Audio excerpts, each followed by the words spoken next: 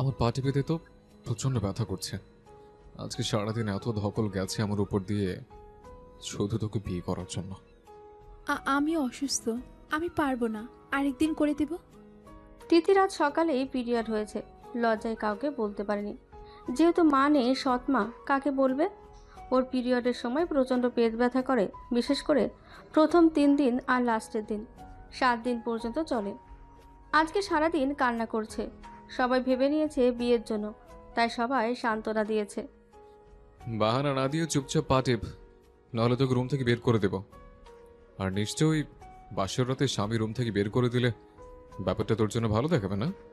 সবাই বলবে তুই তোর স্বামীকে খুশি করতে পারিস না, তাই বের করে দিয়েছে। আমার দোষ কিন্তু কেউ দেখবে না। অভিষেক কথাগুলো তিথির বুকে তীরের মতোই লাগলো। 7 বছর আগের অভিষেক আর এই অভিষেকের মধ্যে আকাশ পাতাল পার্থক্য। তিথি আর কথা না বাড়িয়ে বিছানায় গিয়ে পা অভিষেকের টিপতে থাকে। অভিষেক তিথির দিকে তাকিয়ে বাগা হাসে। কি রে, মোমের পুতুল নাকি তুই? একটু জোরে টিপ। তিথি নিজের শরীরে সব শক্তি দিয়ে টিপতে থাকে, আর চোখ দিয়ে গড়িয়ে পড়ে পানি। প্রায় 1 ঘন্টার মতো পা টেপার পর তিথি অভিষেকের দিকে করুণ চোখে তাকায়। আমি সত্যি অসুস্থ অভি, প্লিজ আমাকে আজকের মতো রেস্ট নিতে দাও। কালকে আবার টিভি দেব, promise. Don't call me Abhi, আমার পুরো নামে ডাকবি, বুঝলি? কিন্তু আমি তো তোমাকে বরাবরই এই নামে ডাকতাম। তিথির কথা শুনে অভিষেক উচ্চস্বরে হেসে উঠল, যেন তিথি কোনো জোকস বলেছে। কিছুক্ষণ পর হাসি থামিয়ে বলল, সিরিয়াসলি তিথি, তোর মনে হয় সে 7 বছর আগের আমি আর এখনকার আমি এক? হুম, তুমি তো এখন বদলে গেলে। অভিষেক পাশে থেকে একটা বালিশ তিথির মুখের উপরে ছুঁড়ে মারে। যা, নিচে গিয়ে ঘুমা। এসব কি বলছো তুমি? আমি নিচে ঘুমাবো? আর গরম থাকলেও একটা কথা ছিল, এই কনকনে শীতের মধ্যে আমি নিচে কিভাবে ঘুমাবো? আমি কি জানি, যা বলছি তাই কর। আর খাট থেকে নেমে কথা বল। আমার পারমিশন ছাড়া খাটে ওঠা তোর জন্য নিষেধ। তিথি খাট থেকে নামলো, তারপর অভিষেকের পাশে দাঁড়িয়ে মিনমিন করে বলল, প্লিজ আমাকে খাটে শুতে দাও, বিলিভ মি। আমি বেশি জায়গা নেব না, একটু জায়গা নেব। খাটের একপাশে গুটিসুটি মেরে শুয়ে থাকবো। সাথে সাথেই অভিষেক দাঁড়িয়ে তিথির গালে সজোরে থাপ্পড় মারল। থাপ্পড়টা এত জোরে ছিল যে তিথি মেঝেতে পড়ে গেল, আর সোফার সামনে থাকা ছোট কাচের টি টেবিলে কপাল লেগে কেটে গিয়ে টপ টপ করে রক্ত পড়তে থাকে। অভিষেক তবুও দমে না, তিথিকে টেনে তুলে হাত ধরে এক প্রকার ছেঁচড়িয়ে ব্যালকনিতে নিয়ে গিয়ে মেঝেতে ছুঁড়ে মারে। তোকে রুমে জায়গা দিয়েছিলাম, তবুও তোর মন ভরে না। নে, এবার থাক এখানে পড়ে সারা রাত। আমাকে কি শুধু প্রতিশোধ নেওয়ার জন্যই বিয়ে করেছো তুমি? আমাকে একটুও ভালোবাসো না? ভালোবাসা আর তোর প্রতি? তার 7 বছর আগেই মারা গেছে। এখন যে আছে তোর প্রতি পুরোটাই ঘৃণা, শুধু ঘৃণা। আর হ্যাঁ, তোর থেকে প্রতিশোধ নেওয়ার জন্যই তোকে বিয়ে করেছে, যাতে তুই সেই সব কিছু উপলব্ধি করতে পারিস যা আমি করেছি গত 7 বছর। বলেই অভিষেকে চলে যায় ব্যালকনির দরজা লাগিয়ে। কিন্তু আমি তো এমনি অনুশোচনে ভুগে মরছি অভি। তুমি আর কি শাস্তি দেবে আমাকে? আমি জানতাম তুমি আমাকে ভালোবেসে বিয়ে করছো না। বাবা যখন প্রথম বলেছিল আমার তোমার সাথে বিয়ে, আমি তখনই বুঝতে পেরেছিলাম। তবে আমি খুশি অভি, শেষ নিঃশ্বাস ত্যাগ করার সময় তোমাকে দেখতে পাবো। অতীত।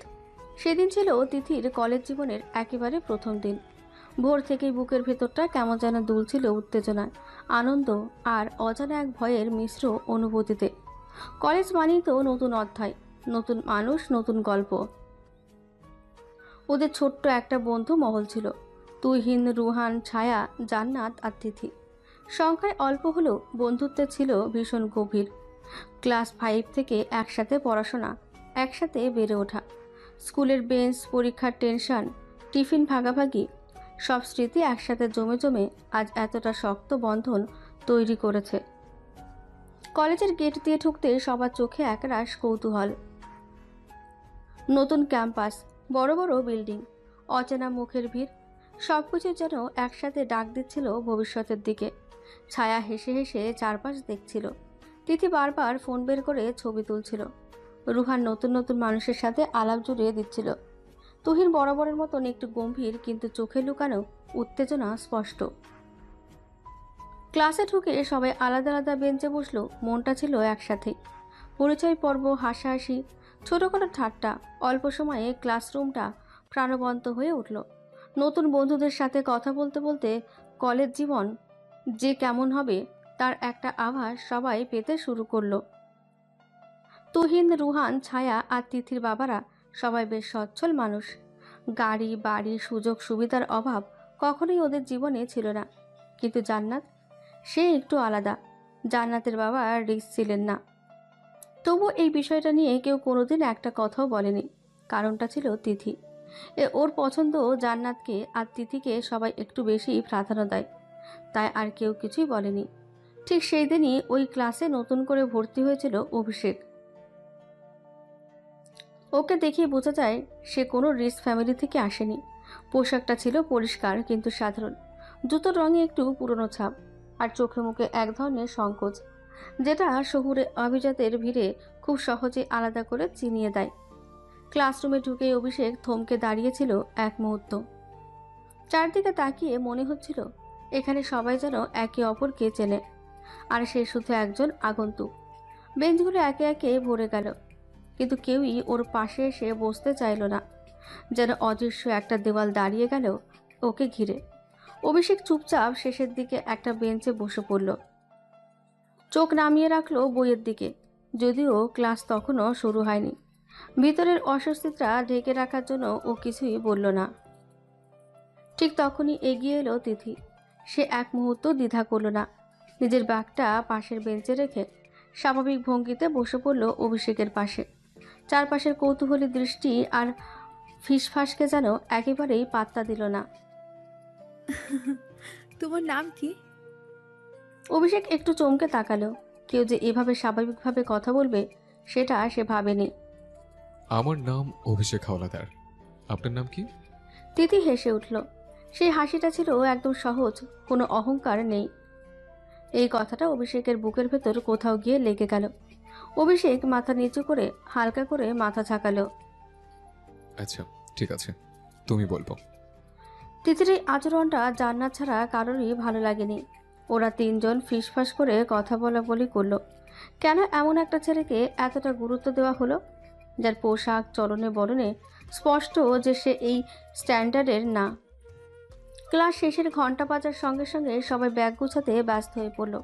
তিথি তখনও স্বাভাবিক, যেন কিছুই ঘটেনি। কিন্তু ওর বন্ধু মহলের ভেতরে জমে উঠেছিল এক রাশ অস্বস্তি। করিডোরে বেরোতে তুহিন আর চাপা রাখতে পারল না। শোন, এরকম একটা নিচু ফ্যামিলির ছেলেকে তুই এত এফোর্ট দিলি কেন? দরকারটা কি ছিল? তিথি থমকে গেল। কথাটা যেন হঠাৎ করে বাতাসটাকে ভারী করে দিল। তুহিনের কথায় রুহান সঙ্গে সঙ্গে সায় দিল। আসলেই দোস্ত, ওরকম একটা ছেলের সাথে এভাবে কথা বলা তোর স্ট্যাটাসের সাথে যায় না। মানুষজন কি ভাববে একবার ভেবেছিস? একদম ঠিক বলছে ওরা। তোর এসব বাড়াবাড়ি আমাদের ভালো লাগে না। জান্নাত কিছুই বলল না, কারণ কথাগুলো ওর গায়ে লেগে গিয়েছিল নিঃশব্দে। কেউ সরাসরি কিছু না বললেও জান্নাত ভালো করেই বোঝে তিথি পাশে বলেই আজ ওকে কেউ আঘাত করছে না, নাহলে সে তো ওর ফ্যামিলির মেয়ে নয়। এই সত্যটা ওর বুকের ভেতর হালকা একটা চাপ তৈরি করলো, কিন্তু মুখে সে তার ছায়াটুকুও পড়তে দিল না। হারে দূর, চুপ থাকতো তোরা। একটা সামান্য বিষয় নিয়ে মানুষ এত হাইপার হয় নাকি? ছেলেটাকে দেখলে কত ইনোসেন্ট। তিথির কণ্ঠে ছিল আত্মবিশ্বাস আর এক ধরনের সরল প্রতিবাদ। এমনিতেই কথা বলছি আমি। এখন এসব বলে আমাদের কলেজের ফার্স্ট দিনটা মাটি করবি নাকি? হুম হুম। এই কথায় মুহূর্তের মধ্যেই পরিবেশটা একটু হালকা হয়ে এলো। আচ্ছা, বাদ দে এসব, চল ক্লাবে। সব ঠিকঠাক করে ফেলেছি, আজকে আমরা সবাই ভীষণ মজা করব। ছায়া আর তিথির সঙ্গে সঙ্গে সায় দিল। জান্নাতও হালকা করে মাথা নাড়ল। মনে চেপে রাখা কথাগুলো নিয়ে যাওয়ার শক্তি তখন তার ছিল না। কিন্তু তুহিন সে কিছু বলল না। বাইরে থেকে সবকিছু স্বাভাবিক লাগলেও তুহিনের মনের ভেতর ধীরে ধীরে জমে উঠেছিল একরাশ ক্ষোভ। অভিষেক নামটা যেন তার ভেতর কোথাও গিয়ে খচখচ করতে লাগলো। কারণটা যে তিথিকে সে ভালোবাসে, আর যে ছেলেটাকে নিয়ে আজ এত কথা, সে হঠাৎ করে তিথির মনোযোগের কেন্দ্রেও চলে এসেছে, এটাই তুহিনের সহ্য হচ্ছিল না। সেদিন কলেজের প্রথম দিনটা শেষ হলো হাসি, পরিকল্পনা আর ক্লাবের উত্তেজনায়। কিন্তু নতুন অনুভূতি ছিল, যেগুলো হাসির আড়ালে চুপচাপ বেড়ে উঠেছিল, ঈর্ষা, আঘাত আর নীরব প্রতিযোগিতার বীজ হয়ে। হঠাৎ শরীরের উপর ঠান্ডা পানি পড়তে তিথি ভাবনা জগৎ থেকে বেরিয়ে এলো। শ্বাসটা এক মুহূর্তের জন্য আটকে গেল, বুক ধকপক করে উঠল। চোখ মেলতেই বুঝলো এটা কোনো দুঃস্বপ্ন নয়। এখনকার শীতটা অদ্ভুত। রাতে ভয়ঙ্কর ঠান্ডা পড়ে, আর দিনে রোদ এমনভাবে ওঠে যে মনে হয় গ্রীষ্ম এসে গেছে। কাল সারা রাত তিথি বারান্দায় বসেছিল। কখন যে রাত গড়িয়ে ভোর হয়েছে সে নিজেও টের পায়নি। তার ফলে শরীরটা আজ কেমন ভারী, মাথা হালকা ঝিমঝিম করছে। গাছ হতেই বুঝলো হালকা জ্বর উঠে গেছে। সামনে তাকিয়ে তিথির বুকটা হঠাৎ কেঁপে উঠল। অভিষেক হাতে একটা পানির গ্লাস, দরজার কাছে দাঁড়িয়ে আছে। চোখে কোনো মায়া নেই, কণ্ঠে নেই কোনো চিন্তার ছাপ, শুধু একরাশ বিরক্তি। তিথি দ্রুত উঠে দাঁড়ালো, মাথাটা হালকা ঘুরে উঠল, তবুও নিজেকে সামলে নিল। কথাগুলো যেন সরাসরি বুকে এসে লাগলো তিথি। রান্না কি করবে? আমি অফিস যাব। যা, তাড়াতাড়ি রান্না কর। তিথি বিস্ময়ে চোখ তুলে তাকালো। কথাগুলো যেন ঠিকমতো মাথায় ঢুকছিল না। তোমাদের বাড়িতে সার্ভিস নেই? তোর কি মনে হয় তুই থাকতে আবার আমি সার্ভেন্ট রেখে টাকা নষ্ট করব? গতকালকে সবাইকে বিদায় করে দিয়েছে। এক পা এগিয়ে এসে সে কথাগুলো আরো শক্ত করে ছুটে দিল। তুই মনে কর তুই এবারে কাজের লোক। এখন যা, তাড়াতাড়ি নাস্তা বানা। কথাগুলো তিথির বুকে গিয়ে এমনভাবে আঘাত করলো যেন কেউ ইচ্ছে করে ভেতরে কিছু ভেঙে দিল। ওর চোখ দুটো টলমল করে উঠল, ঠোঁট নড়ল, কিন্তু কোনো শব্দ বেরোলো না। তোর ওসব ন্যাকামো বাদ দিয়ে যা রান্না করতে। আমার ওসব ন্যাকামো একদম সহ্য হয় না। কথাটা ছুড়ে দিয়ে অভিষেক আর এক মুহূর্ত দাঁড়ালো না। পিছন ফিরে সোজা ব্যালকনি, তারপর রুম ছেড়ে বেরিয়ে গেল সে। দরজার শব্দ কানে বাজতেই তিথির বুকটা কেঁপে উঠল। চোখের কোণ থেকে 2 ফোঁটা নোনা জল টুক করে পড়ে গেল মেঝেতে। সে তাড়াতাড়ি হাতের পিঠে দিয়ে চোখ মুছে নিল। কাদার অভ্যাস তার বহু আগেই হয়ে গেছে। ধীরে ধীরে পা বাড়ালো রান্নাঘরের দিকে। 7টা বছর, টানা 7 বছর বাবার বাড়িতে রান্নার কাজ করতে হয়েছে তাকে। তখনও কেউ জিজ্ঞেস করেনি সে ক্লান্ত কিনা, তার শরীর খারাপ কিনা। নিজের বাবার মুখ থেকেও সে শুনেছে একই রকম কঠিন কথা, এই রকম অবহেলা। তাহলে অভিষেক করলে সমস্যা কোথায়? এই প্রশ্নটায় সে নিজেকে বোঝাতে চেষ্টা করলো। মনে মনে নিজেকে সান্ত্বনা দিল, রান্না তো জানে, কাজ তো পারে। ঠোঁটের কোণে একরকম বিষাক্ত হাসি জমে উঠল। হাসি যেটা আনন্দের নয়, বরং আত্মসম্মানের ধ্বংসস্তূপের ওপর দাঁড়ানো। চুলোর আগুন জ্বালালো সে, ডিম ভাজলো, রুটি চাপালো, চা বসালো। হাত চলছিল অভ্যাসের ডানে, কিন্তু মনটা ছিল কোথাও অনেক দূরে। সেই কলেজের প্রথম দিনে তিথির কাছে যে নির্ভয়ে কথা বলতো, অন্যায়ের সামনে দাঁড়াতে জানতো। ব্রেকফাস্ট বানিয়ে তিথি নিঃশব্দে ডাইনিং টেবিলে সাজিয়ে রাখলো। প্লেট, চামচ, কাপ সব কিছু ঠিকঠাক, যেন কোনো ভুলের সুযোগ না থাকে। কারণ সে জানতো এখানে ভুল মানে নতুন অপমান। ঠিক তখনই অভিষেক সিঁড়ি দিয়ে নেমে এলো। অফিসে যাওয়ার জন্য একদম রেডি। ইস্ত্রি করা শার্ট, ওভারকোট, ঘড়ি বাঁধা, মুখে সেই চিরচেনা কঠিন ভাব। সে চেয়ার টেনে বসলো, আর তিথি স্বভাববশত ওর পাশেই দাঁড়িয়ে রইল। বেশ মিশাসনি তো আবার। কথাটা এতটা স্বাভাবিক ভঙ্গিতে বলা হলো যেন এটা প্রতিদিনের কোনো সাধারণ প্রশ্ন। তিথির বুকের ভেতরটা কেঁপে উঠল। অভিষেক থামলো না। তোকে দিয়ে আমার বিশ্বাস নেই। 7 বছর আগের কথা এখনো মনে আছে। কি বলেছিলি, কি করেছিলি? এখন করবি না তার কি গ্যারান্টি আছে? প্রতিটা শব্দ তিথির বুকে তীরের মতন এসে বিঁধছিল। 7 বছর আগে সেই দিনের কথা, যেটা সে ভুলতে চেয়েও পারেনি, আজ আবার তার সামনে দাঁড় করিয়ে দেওয়া হলো। চোখ দুটো ঝাপসা হয়ে এলো, কিন্তু সে নিজেকে ভেঙে পড়তে দিল না। গলা শক্ত করে, তুমি এসব কি বলছো? এক মুহূর্ত থামে কাপা অথচ দৃঢ় স্বরে যোগ করলো, আমি কেন তোমাকে মারবো? আমি তো আমার স্বামী। শেষ কথাটার সঙ্গে সঙ্গে তিথির চোখ নুয়ে গেল। তবু তুই আগে যা, তারপর আমি খাবো। কথাটার ভেতরে যতটা না সাবধানতা, তার চেয়ে বেশি ছিল অবিশ্বাস। তিথি কিছু বলল না, চুপচাপ টেবিলের দিকে তাকিয়ে রইল। প্রথমে ধীরে ধীরে চায়ের কাপটা তুলে নিল সে, 2 চুমুক খেলো, গলা দিয়ে নামার সময় চা যেন আরও তেতে লাগলো। তারপর রুটি থেকে এক টুকরো ছিঁড়ে মুখে দিল, সঙ্গে একটু ভাজি। প্রতিটা কামড়ের সাথে বুকের ভেতরটা ভারী হয়ে উঠছিল, কিন্তু মুখে তার কোনো ছাপ পড়তে দিল না। খাওয়া শেষ করে মাথা নিচু করে বলল, এবার খাও। অভিষেক হঠাৎ ঠোঁট বাঁকিয়ে হাসলো। হাসিটা একদম ঠান্ডা ধারালো। তোর কি মনে হয় আমি তোর এটো করা খাবার খাবো? তারপর চেয়ারে গা এলিয়ে দিল আদেশের সুরে। বলল, যা আবার করে নিয়ে আয়। কথাগুলো তিথির শরীরের ভেতর দিয়ে যেন বিদ্যুতের মতন বয়ে গেল। সে মুখ খুলতে যাচ্ছিল, হয়তো কিছু বলবে, হয়তো ও নিজের অবস্থানটা বোঝাবে, কিন্তু তার মধ্যেই অভিষেক হুঙ্কার দিয়ে উঠল, একটা কথা বলে তোর জিব্বা টেনে ছেড়ে ফেলবো। আর আমার সাথে একদম ন্যাকামো করতে আসবি না, এসব আমার কাছে অসহ্য লাগে।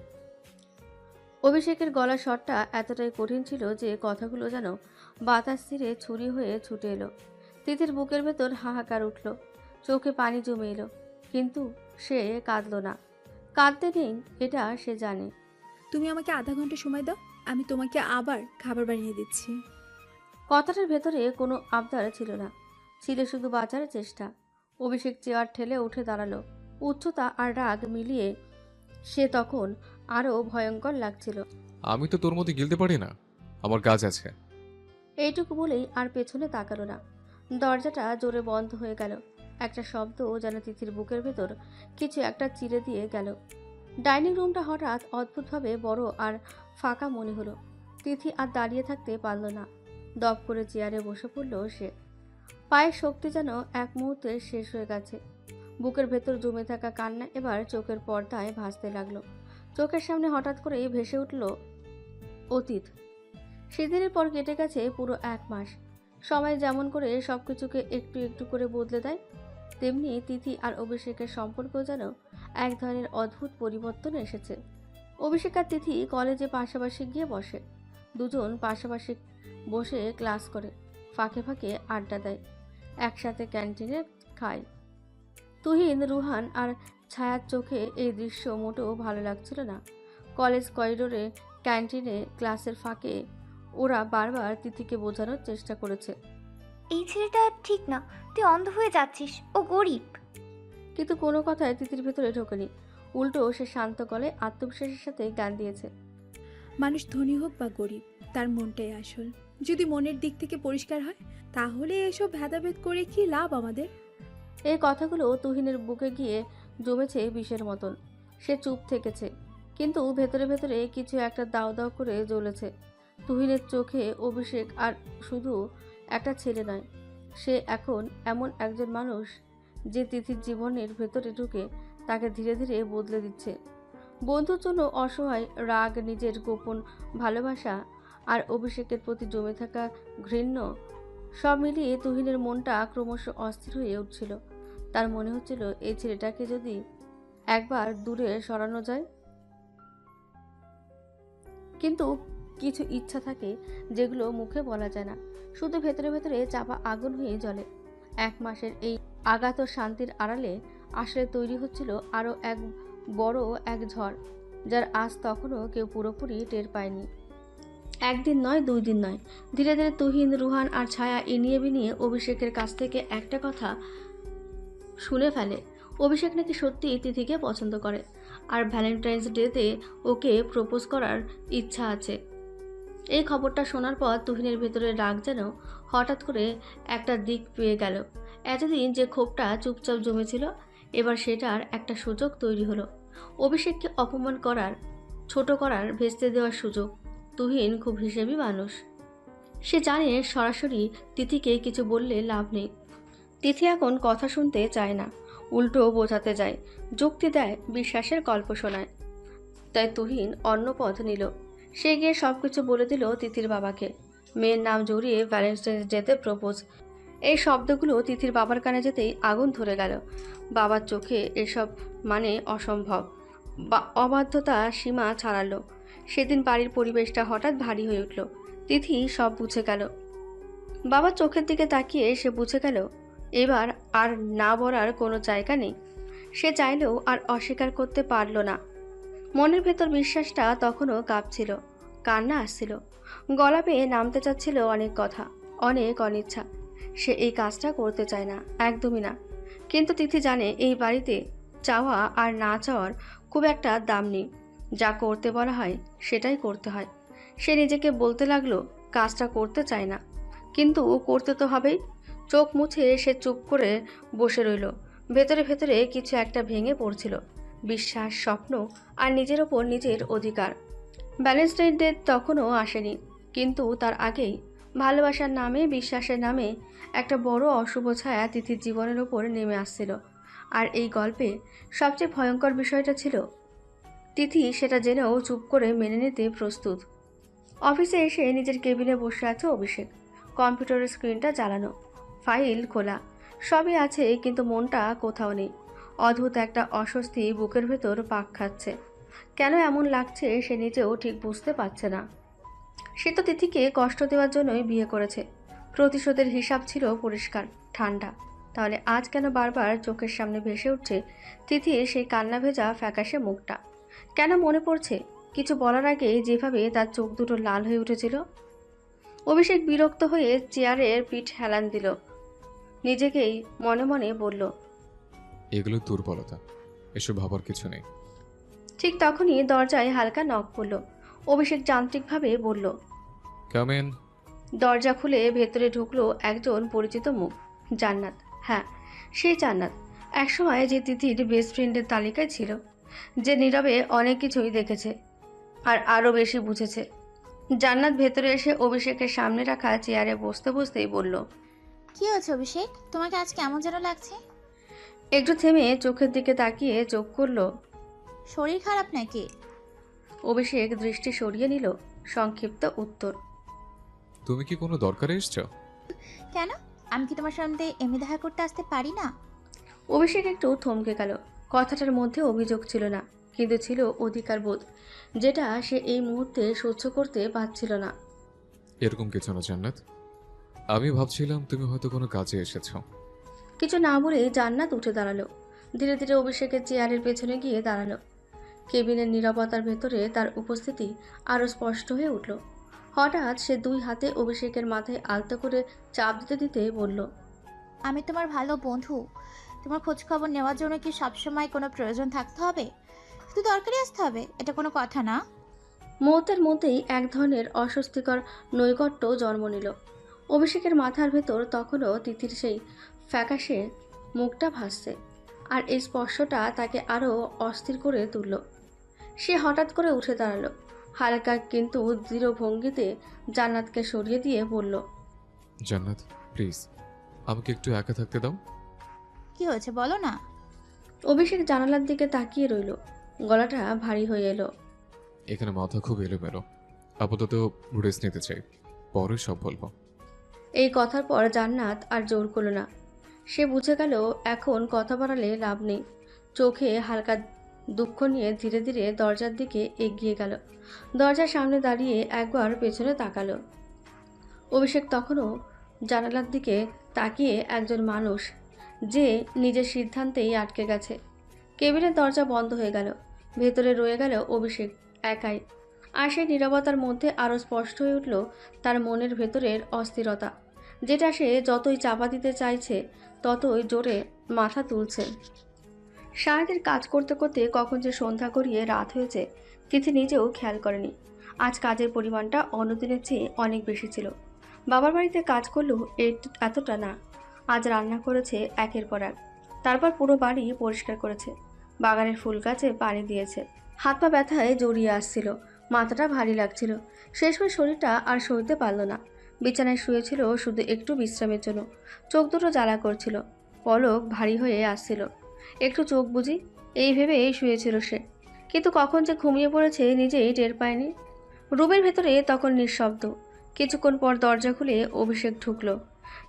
দিনভর অফিসের ক্লান্তি আর মুখে স্পষ্ট।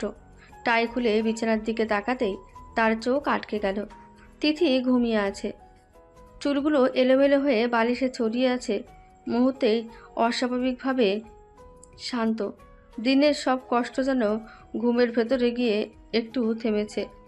সেই ফ্যাকাশে মুখটা দেখে অভিষেকের বুকটা ভেতরে হঠাৎ করে একটা অচেনা টান অনুভব করলো। এক মুহূর্তের জন্য তার মনে হলো এই মেয়েটাকে আগলে রাখি, এই ক্লান্ত মুখটার দায়িত্ব নিই। ভালোবাসার অনুভূতিটা খুব হালকা করে মাথা তুলছিল, কিন্তু ঠিক তখনই পুরনো স্মৃতিটা ঝাঁপিয়ে পড়ল। সেই আঘাত, সেই বিশ্বাস ভাঙা দিন, সেই কথাগুলো যেগুলো আজও তার ভেতরে বিষ হয়ে জমে আছে। অভিষেকের চোখের দৃষ্টি কঠিন হয়ে গেল। বুকের ভেতরে নরম অনুভূতিটা মুহূর্তেই রাগে নুক নিল। সে আচমকা তিথিকে কোলে তুলে নিয়ে ওয়াশরুমের ঠান্ডা পানির বাথটবে ফেলে দিল। তিথি ঘুম উড়ে গেল। মুহূর্তেই চোখ খুলে নিজেকে আবিষ্কার করলো বাথটবে। আতঙ্ক নিয়ে উঠতে গিয়ে ঠিক করলো, তখনই অভিষেক ঝুঁকে তিথির 2 হাত বাথটবের সাথে চেপে ধরে। চেহারায় রাগ, চোখে জমে থাকা পুরনো বিষ। তোর সাহস কি করে হয় আমার বেটে শোয়ার? অভিষেকের গলায় তাচ্ছিল্য আর অপমান একসাথে মিশে আছে। সারি এলোমেলো করে শুয়ে কি আমাকে সিরিয়াস করতে চাস? কথাগুলো তিথির মাথার ভেতরে বিস্ফোরণের মতন বাজলো। এতক্ষণ সে সব অপমান, সব কটু কথা চুপচাপ সহ্য করেছে, কিন্তু এই শেষ কথাটা, এটা আর পারল না। তুমি যা খুশি করতে পারো অভিষেক, আমাকে নিয়ে অপমান করতে পারো, কিন্তু আমার চরিত্র নিয়ে কথা বলবে না। এই প্রথম তার গলার ভয় নয়, প্রতিবাদ। অভিষেক এক মুহূর্ত থমকে গেল। ঠোঁটের কোণে তাচ্ছিলের হাসি ফুটে উঠল। কেন? তোর তো কলেজে ভাতার ছিল, তাই না? তিথি আর নিজেকে ধরে রাখতে পারছিল না। ভেতরে জমে থাকা অপমান, রাগ আর ক্ষোভ একসাথে ফেটে বেরিয়ে এলো। অভিষেক, চিৎকারটা ওয়াশরুমের দেওয়ালে ধাক্কা খেয়ে ফিরে এলো। মুহূর্তের মধ্যে সবকিছু বদলে গেল। অভিষেক হঠাৎ করে তার হাত ছেড়ে দিয়ে গলা চেপে ধরল। চোখে জমে উঠল ভয়ঙ্কর এক রাগ। পরিস্থিতি তখন তিথির নিয়ন্ত্রণের বাইরে। ভয় আর আতঙ্কে তার শরীর শক্ত হয়ে গেল। নিঃশ্বাসটা যেন আটকে আসছিল। মাথার ভেতর শুধু একটা কথাই ঘুরছিল, এই বুঝি সব শেষ। সময়টা কয়েক সেকেন্ডের, কিন্তু তিথির কাছে হলো এক যুগ। চোখ উল্টে দিল। ঠিক শেষ মুহূর্তেই অভিষেক তাকে ছেড়ে দিল। সে এক ধাপ পিছিয়ে গিয়ে ঠান্ডা স্বরে বলল, তাড়াতাড়ি কাপড় পাল্টে বাইরে আয়, নইলে আমি নিজে পাল্টে দেব। কথাগুলো হুমকির মতো ঝুলে রইল বাতাসে। এইটুকু বলে অভিষেক আর দাঁড়ালো না, ওয়াশরুম ছেড়ে বেরিয়ে গেল। ভেতরে একা পড়ে রইল তিথি। দেওয়ালে ভর দিয়ে সে ধীরে ধীরে বসে পড়ল। শরীর কাঁপছে, চোখ দিয়ে অনবরত জল গড়িয়ে পড়ছে। হাত দুটো দিয়ে মুখ ঢেকে নিঃশব্দে কাঁদতে কাঁদতে সে কাপড় পাল্টাতে লাগলো। মনে হচ্ছিল আজ সে শুধু কাপড় নয়, নিজের শেষ শক্তিটুকুও খুলে ফেলছে। কিছু আঘাত শরীরে দাগ ফেলে, আর কিছু আঘাত মানুষের ভেতরটা নিঃশব্দে ভেঙে দেয়। ওয়াশরুম থেকে বেরোতেই তিথি যেন আচমকা একটা অদৃশ্য দেওয়ালে ধাক্কা খেল। সামনে তাকাতেই তার বুকের ভেতরটা হঠাৎ ঠান্ডা হয়ে গেল।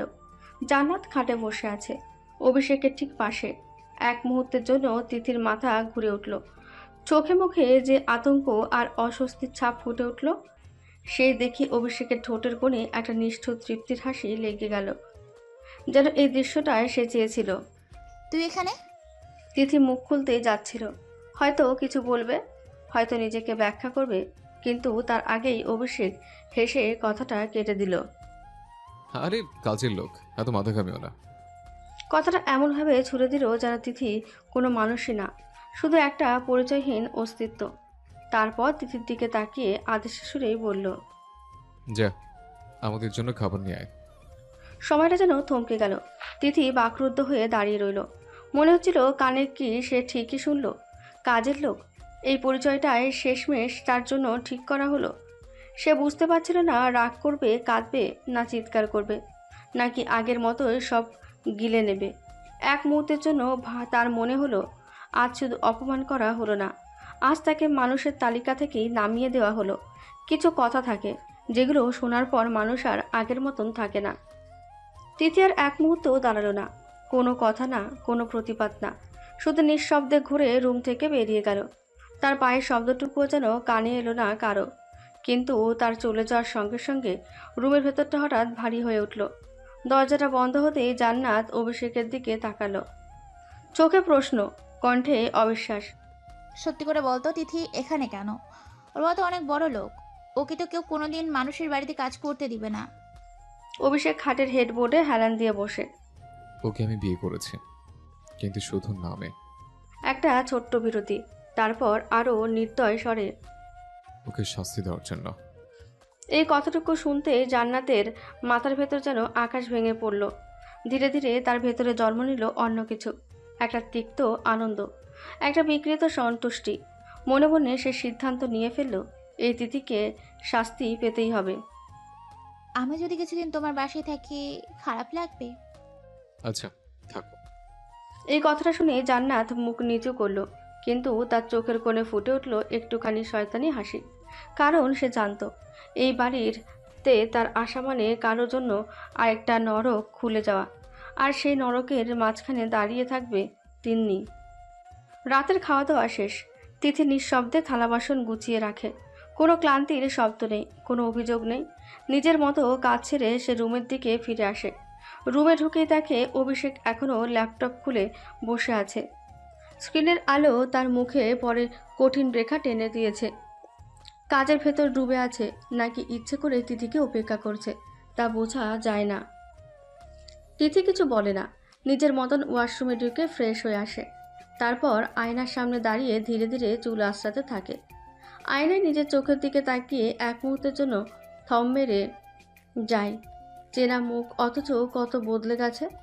ঠিক তখনই অভিষেক আর চোখে তাকায়। তিথির হাতে চোখ পড়তে তার ভ্রু কুঁচকে যায়, কাটা দাগ। কলেজের সময় তো এসব ছিল না। ঠোঁটের কোণে তাচ্ছিল্যের ছায়া এসে অভিষেক ঠান্ডা গলায় বলে ওঠে, প্রেমিকের জন্য হাত কেটেছিল নাকি? কথাটা যেন হাওয়ায় ছুঁড়ে দেওয়া একটা ছুরি। তিথির হাত থেকে থেমে যায়, চিরুনিটা মাঝপথেই আটকে থাকে। এক মুহূর্ত শুধু নিঃশ্বাসের শব্দ। তারপর ধীরে ধীরে সে আয়নার দিকে থেকে চোখ সরিয়ে অভিষেকের দিকে তাকায়। চোখে রাগ নেই, এক অদ্ভুত শান্ত মুচকি একটা হাসি ফুটে ওঠে ঠোঁটে। হাসিটা এতটাই বিষণ্ণ যে সেটা হাসি বলেই মনে হয় না। না, বিনা অপরাধে কাউকে কষ্ট দেওয়ার অপরাধে নিজেকে শাস্তি দিয়েছিলাম।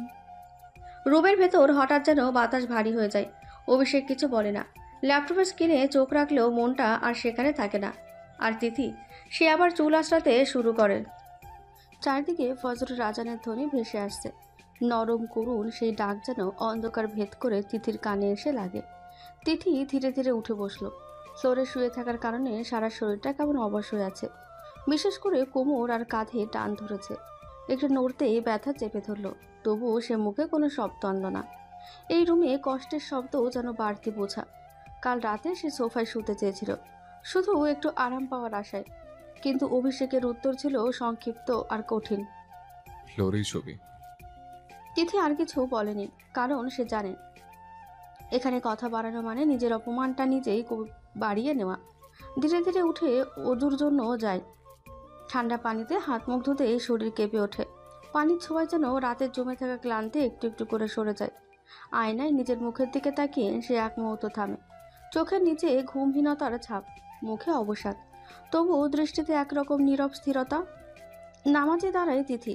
ফজরের নামাজের প্রতিটা সিজদায় তার বুকের ভেতরের ভারটা যেন আল্লাহর সামনে নামিয়ে রাখে। সে কোনো অভিযোগ করে না, কোনো প্রশ্নও তোলে না, শুধু মনে মনে দোয়া করে আরও একটু সহ্য করার শক্তি যেন দেওয়া হয়। নামাজ শেষ করে কিছুক্ষণ চুপচাপ বসে থাকে সে। একবার মনে হয় অভিষেককে ডেকে দেবে, হয়তো শুধু জানিয়ে দেবে যে সকাল হয়েছে। পরক্ষণে নিজে সে ভাবনা কাটিয়ে ওঠে, ডাক দিলে যদি আবার রেগে যায়। সকাল সকাল কথা শুনে লাভ কি? হালকা একটা দীর্ঘ নিঃশ্বাস ফেলে সে উঠে দাঁড়ায়। রুমের ভেতরে দম বন্ধ লাগছে, তাই নিঃশব্দে পা বাড়ায় বাগানের দিকে। ভোরের আলো তখনও পুরো ফোটেনি। ঘাসের ওপর শিশির ঝকঝক করছে, বাতাসে কাঁচা মাটির আর পাতার গন্ধ। এখানে অন্তত কেউ তাকে থামায় না। এখানে সে কিছুক্ষণ নিজের মতন থাকতে পারে। তিথি বাগানের মাঝে দাঁড়িয়ে চোখ বন্ধ করে গভীর শ্বাস নেয়। এই ভোর, এই আজানের ধ্বনি, এই নীরবতাই এখন তার সবচেয়ে বড় আশ্রয়। আর সে জানে এই নীরবতার ভেতর দিয়ে তাকে আবার নতুন একটা দিন শুরু করতে হবে। সকাল 8টা। রান্নাঘরে তখন হালকা গরম আর চায়ের পাতার গন্ধ ভাসছে। তিথি এক চুলায় চা বসিয়েছে, আরেক চুলায় তরকারি। দুটো কাজ একসাথে করতে গিয়ে কপালে হালকা ঘাম জমেছে, তবু হাতে কোনো তাড়া নেই। সব কিছু করছে চুপচাপ, অভ্যাসের মতোই। ঠিক তখনই পেছন থেকে একটা কণ্ঠ ভেসে এলো। কি রে অভিষেক, কিভাবে ফাঁসালি? কথাটা যেন ইচ্ছে করে ধারালো করে ছোড়া। তিথি চমকে উঠলেও সঙ্গে সঙ্গে নিজেকে সামলে নেয়। ধীরে ঘাড় ঘুরিয়ে তাকায়। দরজার পাশে জান্নাত দাঁড়িয়ে আছে, ঠোঁটে বাঁকা হাসি, চোখে কৌতূহল আর হিংসার মিশেল। তিথি কিছু বলে না, সে জানে এই বাড়িতে ঝামেলা করলে ঝামেলায় পারবে। চুপ থাকাই এখানে সবচেয়ে নিরাপদ উত্তর। তাই সে আবার চূড়ার দিকে মন দেয়, যেন প্রশ্নটায় সে শোনেনি। কিন্তু জান্নাত থামে না, একই কথা আবার ছুড়ে দেয়, এবার আরও স্পষ্ট করে। বলছি অভিষেককে কিভাবে ফাঁসালি? তিথির হাতটা এক মুহূর্তের জন্য থেমে যায়। চামচটা কড়াইয়ের কিনারে ঠুকে হালকা শব্দ হয়। সে বুঝে যায় চুপ থাকলে এবার আর রেহাই নেই। ধীরে ধীরে সে ঘুরে দাঁড়ায়, গলার কোনো কাপড়ই নেই আর ক্লান্ত সত্যের ভার। তারপর সে শান্ত স্বরে বলে। জান্নাত ঠোঁট বাঁকিয়ে তিথির দিকে তাকিয়ে বলল, আমি কিচ্ছু করিনি, অভিষেক নিজে আমাকে বিয়ে করেছে। আর ইনফ্যাক্ট আমি জানতামই না অভিষেক এত বড় বিজনেসম্যান। তোর বাবা তো সব জানতো, তাই তো কলেজ ঝুলিয়ে দিয়েছে বড়লোক জামাই সেই হিসেবেই। সেদিন এত অপমান করেছিলি, তাহলে আবার বিয়ে করলি কেন? টাকা দেখে? কথাগুলো যেন ইচ্ছে করেই বিষ মাখানো। তিথির বুকের ভেতরটা কেঁপে উঠল। এতক্ষণ সে চুপ ছিল, সহ্য করছিল, কিন্তু এই কথায় আর নিজেকে ধরে রাখতে পারল না। ধীরে ঘুরে দাঁড়িয়ে দৃঢ় কণ্ঠে বলল, জান্নাত, মুখ সামলে কথা বলো, নয়তো ভালো হবে না কিন্তু। এই প্রথম তার গলায় প্রতিবাদের ঝাঁজ। জান্নাতের চোখ লাল হয়ে উঠল। অপমানের আগুনে সে আর নিজেকে সামলাতে পারল না। আমাকে তুই কথা শোনাস, দেখ আমি কি করি। এরপর যা ঘটল তিথি ভাবনারও সময় পেল না। চুলো চা ঝটকায় উল্টে দিল জান্নাত। গরম চা তিথির হাতের উপর পড়তেই তিথি চিৎকার করে উঠল। একটা তীব্র যন্ত্রণা যেন মুহূর্তেই তার স্নায়ু জ্বালিয়ে দিল। তিথি হাতটা টেনে নিল বুকে চেপে ধরে। চোখে জল এসে গেল, ব্যথায়, অপমানে, অসহায়তায়। রান্নাঘরের ভেতর তখন শুধু তার কাপা শ্বাস আর ফোটা ফোটা চায়ের গন্ধ। আর জান্নাত এক মুহূর্ত থমকে থেকে ঠোঁটের কোণে ঠান্ডা একটা হাসি টানল, যেন সে যা চেয়েছিল ঠিক সেটাই করেছে। ঠিক তখনই জান্নাতের চোখ পড়ে যায় অভিষেক এই দিকেই আসছে। এক সেকেন্ডের মধ্যেই তার মুখের ভাব পাল্টে যায়, চোখের রাগ মিলিয়ে যায়, ঠোঁট কেঁপে ওঠে। আচমকা সে নিজেই মেঝেতে বসে পড়ে, যেন পা হড়কে গেছে। পরক্ষণে শুরু হয় ন্যাকা কান্না, জোরে করুণ স্বরে। তিথি, তুমি আমাকে এভাবে ফেলে দিলে কেন? আমি তো তোমাকে কিচ্ছু বলিনি। অভিষেক আমার ভালো বন্ধু, সেই হিসাবেই তো আমি কিছুদিন ওর বাড়িতে থাকছি, তাই বলে তুমি আমাকে এইভাবে ফেলে দিবে? কথাগুলো এমনভাবে সাজানো যেন সে নিঃসন্দেহে নির্যাতিত আর তিথি অপরাধী। ঠিক সেই মুহূর্তে রান্নাঘরের দরজায় এসে পৌঁছায় অভিষেক। মেঝেতে বসে থাকা জান্নাতকে দেখে তার মুখের রং বদলে যায়। কি হয়েছে জান্নাত, এভাবে মেঝেতে বসে আছো কেন? সে দ্রুত জান্নাতের পাশে বসে পড়ে, হাত বাড়িয়ে ধরতে যায়। চোখে স্পষ্ট উৎকণ্ঠা, কণ্ঠে যত্ন। রান্নাঘরের ভেতর তখন নিঃশ্বাস নিতেও কষ্ট হচ্ছিল। জান্নাত মেঝেতে বসে ন্যাকা কান্না জুড়ে দিল, চোখের কোণে জল, কণ্ঠে কাঁদুনি। সে অভিষেকের দিকে তাকিয়ে বলল, তিথি, আমাকে ফেলে দিয়েছে অভিষেক। আমি তো শুধু চা খেতে এসেছিলাম। আর আমাকে বলে তুই আমার স্বামীর বাড়িতে কেন পড়ে আছিস, এসে বলে হঠাৎ আমাকে ধাক্কা মারে। কথাগুলো এমনভাবে ছুড়ে দিল যেন সত্য আর মিথ্যের মাঝখানে আর কোনো ফারাকি নেই। অভিষেকের চোখ মুহূর্তেই অন্ধকার হয়ে গেল। কোনো প্রশ্ন নেই, কোনো যাচাই নেই। এক ঝলকে সে উঠে দাঁড়ালো। পরের সেকেন্ডেই সজোরে একটা থাপ্পড়। শব্দটা রান্নাঘরের দেওয়ালে ধাক্কা খেয়ে ফিরে এলো। তিথির মাথা একপাশে ঘুরে গেল, কান ঝাঁঝা করতে লাগলো, চোখের সামনে অন্ধকার নেমে এলো। সে যেন ভুলেই গেল কথা বলতে হয়, প্রতিবাদ করতে হয়। ঠোঁট কাঁপল, কিন্তু শব্দ বেরোলো না। এক সেকেন্ডও দেরি না করে অভিষেক নিচু হয়ে জান্নাতকে কোলে তুলে নিয়ে রান্নাঘর থেকে বেরিয়ে গেল। আর তিথি, সে একা দাঁড়িয়েই রইল রান্নাঘরের মাঝখানে। ছড়িয়ে থাকা চা আর নিজের পোড়া হাত, সবকিছু যেন হঠাৎ বাস্তব হয়ে উঠল। হাতের ওপর ফোসকা উঠেছে, জ্বালা করছে অসহ্যভাবে, কিন্তু সেই যন্ত্রণা যেন এখন কিছুই না। হঠাৎ সে পাগলের মতন হেসে উঠল, হাসিটা কাপা, ভাঙা, বিষে ভেজা। হায় রে ভাগ্য। ফিসফিস করে বলল সে, হাতের জ্বালা কিছুই না। যে আগুনটা আজ তার আত্মসম্মানে লেগেছে, তার কাছে এই পোড়া হাত কিছুই না। তিথি হলরুমের সোফায় বসেছিল। শরীরটা নয়, যেন পুরো অস্তিত্বটাই এখানে ধসে পড়েছিল। হাতের ফোসকায় জ্বালা করছে, গালে এখনো থাপ্পড়ের রেশ, কিন্তু সে কোনো কিছুর দিকে ঠিক করে তাকাতে পারছিল না। চোখ দুটো ফাঁকা, নিঃশ্বাসগুলো ভারী। বাড়ির ভেতর নিস্তব্ধতা, শুধু দেওয়াল ঘড়ির টিকটিক শব্দ। প্রতিটা সেকেন্ড যেন তাকে মনে করিয়ে দিচ্ছে সে এখনো বেঁচে আছে। কিছুক্ষণ পর সিঁড়ির দিক থেকে পায়ের শব্দ শোনা গেল। অভিষেক নিচে নেমে এলো। সে একবারও তিথির হাত, গাল কিংবা চোখের দিকে তাকালো না।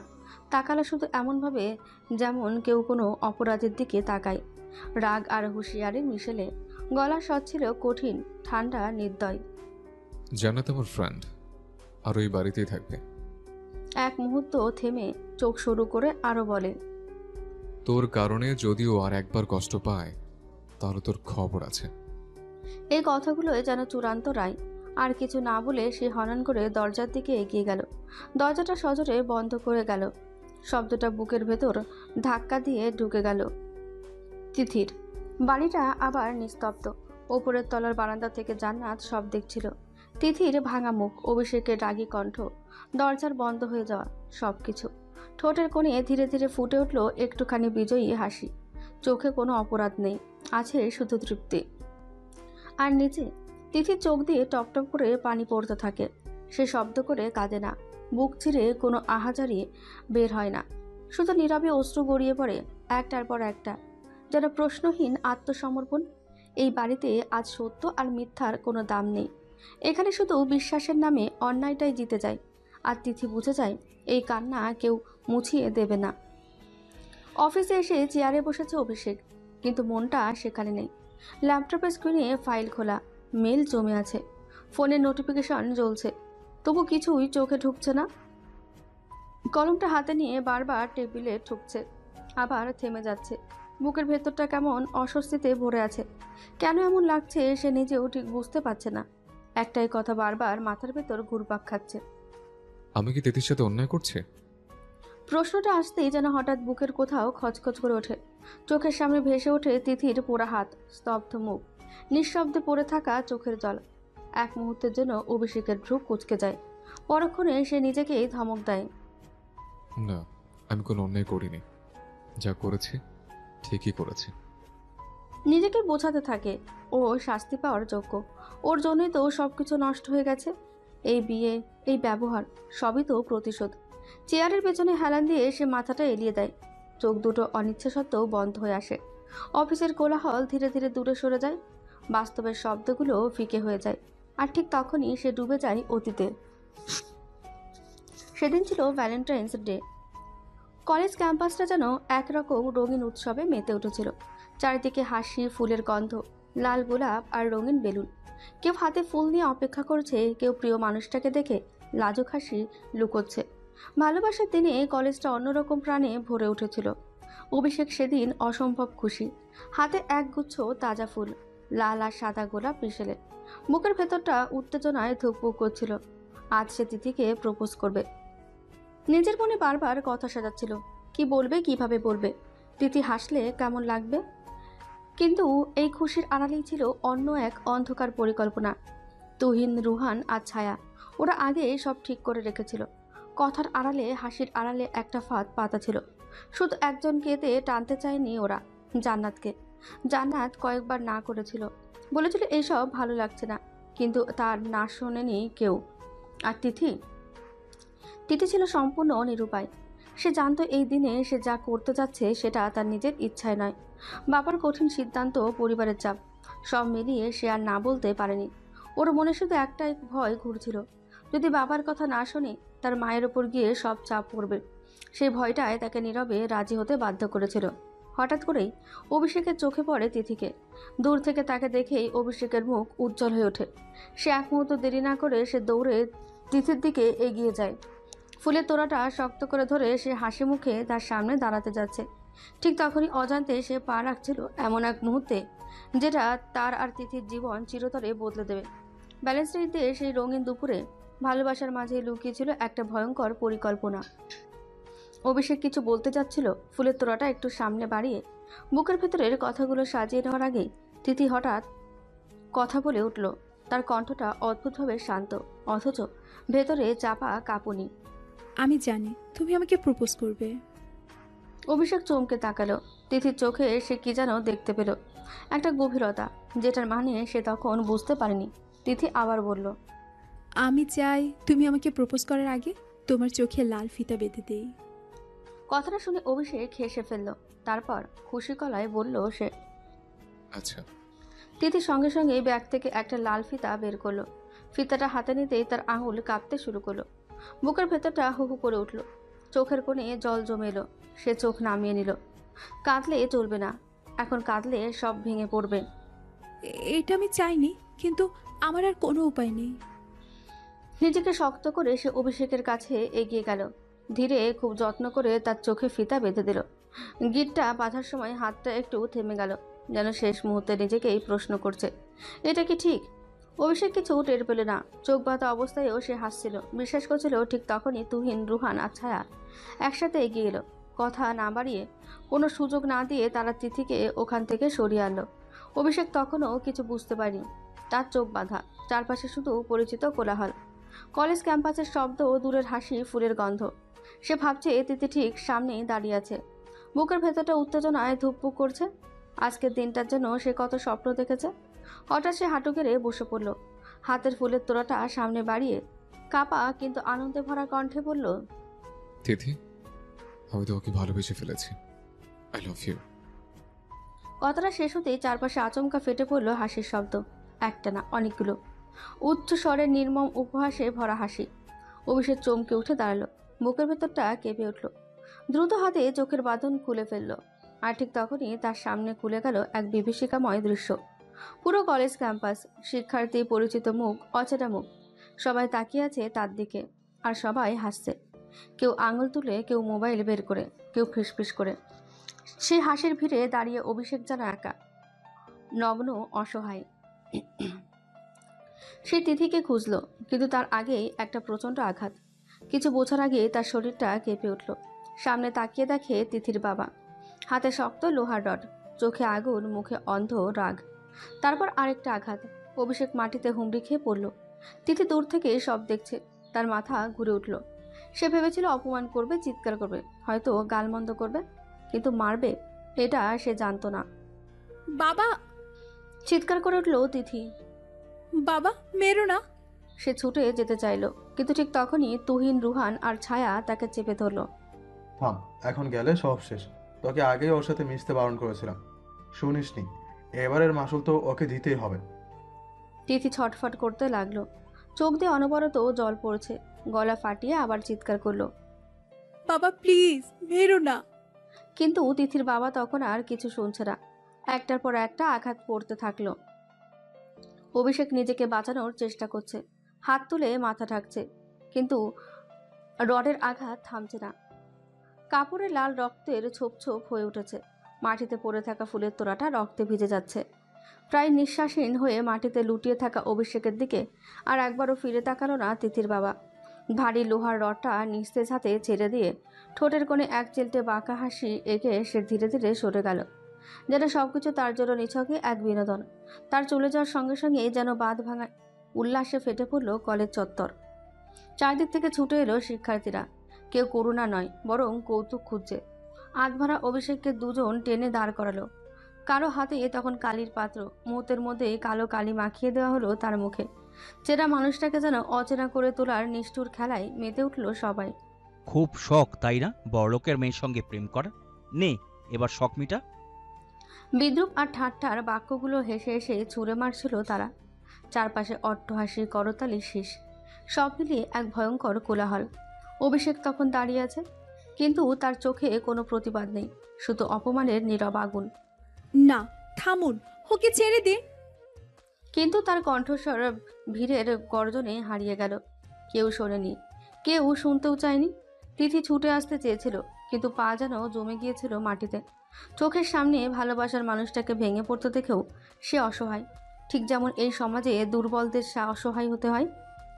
আর সেই মুহূর্তে কালিমাখা মুখে অপমান আর যন্ত্রণার ভার বয়ে নিয়ে অভিষেক বুঝে গেল, এই লড়াই শুধু ভালোবাসার নয়, এই লড়াই ক্ষমতার, শ্রেণীর আর নির্মম বাস্তবতার। ঠিক তখনই কেবিনের দরজায় আলতো কিন্তু স্পষ্ট একটা নক পড়ল। ঠক ঠক। অভিষেক চমকে উঠল। অতীতে সেই কালো কালিমাখা মুখ, অট্টহাসির কোলাহল আর অসহায় চিৎকার, সবকিছু মুহূর্তের মধ্যে ঝাপসা হয়ে গেল। সে ধীরে ধীরে বর্তমানের বাস্তবতায় ফিরে এলো। চেয়ারে নড়ে চড়ে সোজা হয়ে বসলো। একবার গভীর শ্বাস নিয়ে স্বরটা স্বাভাবিক করার চেষ্টা করলো। Come in. দরজাটা খুলতেই ভেতরে ঢুকলো সুমনা, অভিষেকের অ্যাসিস্ট্যান্ট। হাতে কিছু ফাইল, মুখে পেশাদার ভদ্রতার হাসি। স্যার, কালকে মিস্টার রিফাতের মেয়ের বার্থডে পার্টি, আপনাকে আর ম্যামকে ইনভাইট করেছে। কথাগুলো শুনে অভিষেক কয়েক সেকেন্ড নিশ্চুপ রইল। চোখের দৃষ্টি জানালার বাইরে হারিয়ে গেল, যেন আবারও কোনো পুরনো স্মৃতির দরজা খুলে যাচ্ছে। তারপর ধীরে ধীরে তার ঠোঁটের কোণে ফুটে উঠল সেই পরিচিত বাঁকা হাসি। এবার আর সেটা অসহায়তার নয়, ওটা আত্মবিশ্বাসের, বিজয়ের। ওকে। সংক্ষিপ্ত উত্তর দিল সে। সুমনা মাথা নেড়ে বেরিয়ে যায়। অভিষেক চেয়ার থেকে একটু ঝুঁকে টেবিলের উপর রাখা ফোনটা তুলে নিল। স্ক্রিনে ভেসে উঠল একটা পিক। তিথি যান। হালকা স্বরে কিন্তু দৃঢ়তায় ভরা কণ্ঠে সে বলল, ডিয়ার তিথি চান, কালকের জন্য রেডি থেকো। ফোনটা টেবিলে রেখে অভিষেক আবার চেয়ারে হেলান দিল। জানালার কাছে তার প্রতিচ্ছবি স্পষ্ট। একসময় যে মানুষটা অপমানের ভারে ভেঙে পড়েছিল, আজ সে দাঁড়িয়ে আছে অন্য উচ্চতায়। অতীত এখনও তাকে তাড়া করে ফেলে, কিন্তু এখন সে জানে এই শহর, এই মানুষগুলো আর এই খেলায় শেষ হাসিটা তার হবে। রাত ঠিক 9টা। বাইরে বাতিগুলো জ্বলে উঠেছে। চারপাশে এক ধরনের নীরবতা, যেন রাত নিজেই অপেক্ষা করছে কোনো অশান্তির। ঠিক তখনই কলিং বেলটা বেজে উঠল। দরজার কাছে এসে জান্নাত নিজেই খুলে দিল। দরজাটা খুলতে তার চোখ দুটো ঝলমল করে উঠল। সামনে দাঁড়িয়ে অভিষেক। এক মুহূর্ত দেরি হলো না সে। আচমকাই এগিয়ে এসে অভিষেককে শক্ত করে জড়িয়ে ধরে। অভিষেক, আমি তোমাকে সারাদিন অনেক মিস করেছি। অভিষেক কিছু বলার জন্য ঠোঁট খুলতেই চোখের কোণে অন্য এক দৃশ্য ধরা পড়ল। তিথি দাঁড়িয়ে আছে সিঁড়ির কাছে। তার চোখ দুটো করুণ দৃষ্টিতে ওদের দিকেই তাকিয়ে আছে। চোখের কোণে জমে থাকা পানি আর ধরে রাখতে পারছে না, টলমল করছে, যে কোনো মুহূর্তেই গড়িয়ে পড়বে। ঠোঁট কাঁপছে, কিন্তু কোনো শব্দ বেরোচ্ছে না, যেন সে এই দৃশ্যের অংশ নয়, শুধু নীরব এক দর্শক। অভিষেক সবটা দেখেও না দেখার ভান করলো, বরং ঠোঁটের কোণে তুলে নিল সেই পরিচিত বাঁকা হাসি। জান্নাতকে আলতো করে জড়িয়ে ধরে বলল, আমি তোমাকে অনেক মিস করেছি জান্নাত বেব। এই কথাটুকুই যথেষ্ট ছিল। জান্নাত খুশিতে গদগদ হয়ে উঠল। চোখ বন্ধ করে সে আরো ন্যাকামো করে বলল, তাই জান। তার হাসিতে ঘর ভরে গেল, কিন্তু সেই হাসির শব্দ তিথির কানে এসে যেন ছুরির মতন বেঁধে। আর কিছু শোনার শক্তি তার আর রইল না। এক মুহূর্ত দাঁড়িয়ে থেকেও সে বুঝে গেল এখানে তার আর কিছুই করার নেই। নিঃশব্দে ঘুরে দাঁড়ালো, তারপর হঠাৎ করে দৌড়ে উঠতে লাগলো সিঁড়ি বেয়ে। পায়ের শব্দগুলো ক্রমশ মিলিয়ে গেল, কিন্তু বুকে জমে থাকা কান্না আর অপমানের ভার কোথাও মিলালো না। অভিষেক ধীরে কিন্তু দৃঢ়ভাবে জান্নাতকে নিজের থেকে সরিয়ে নিল।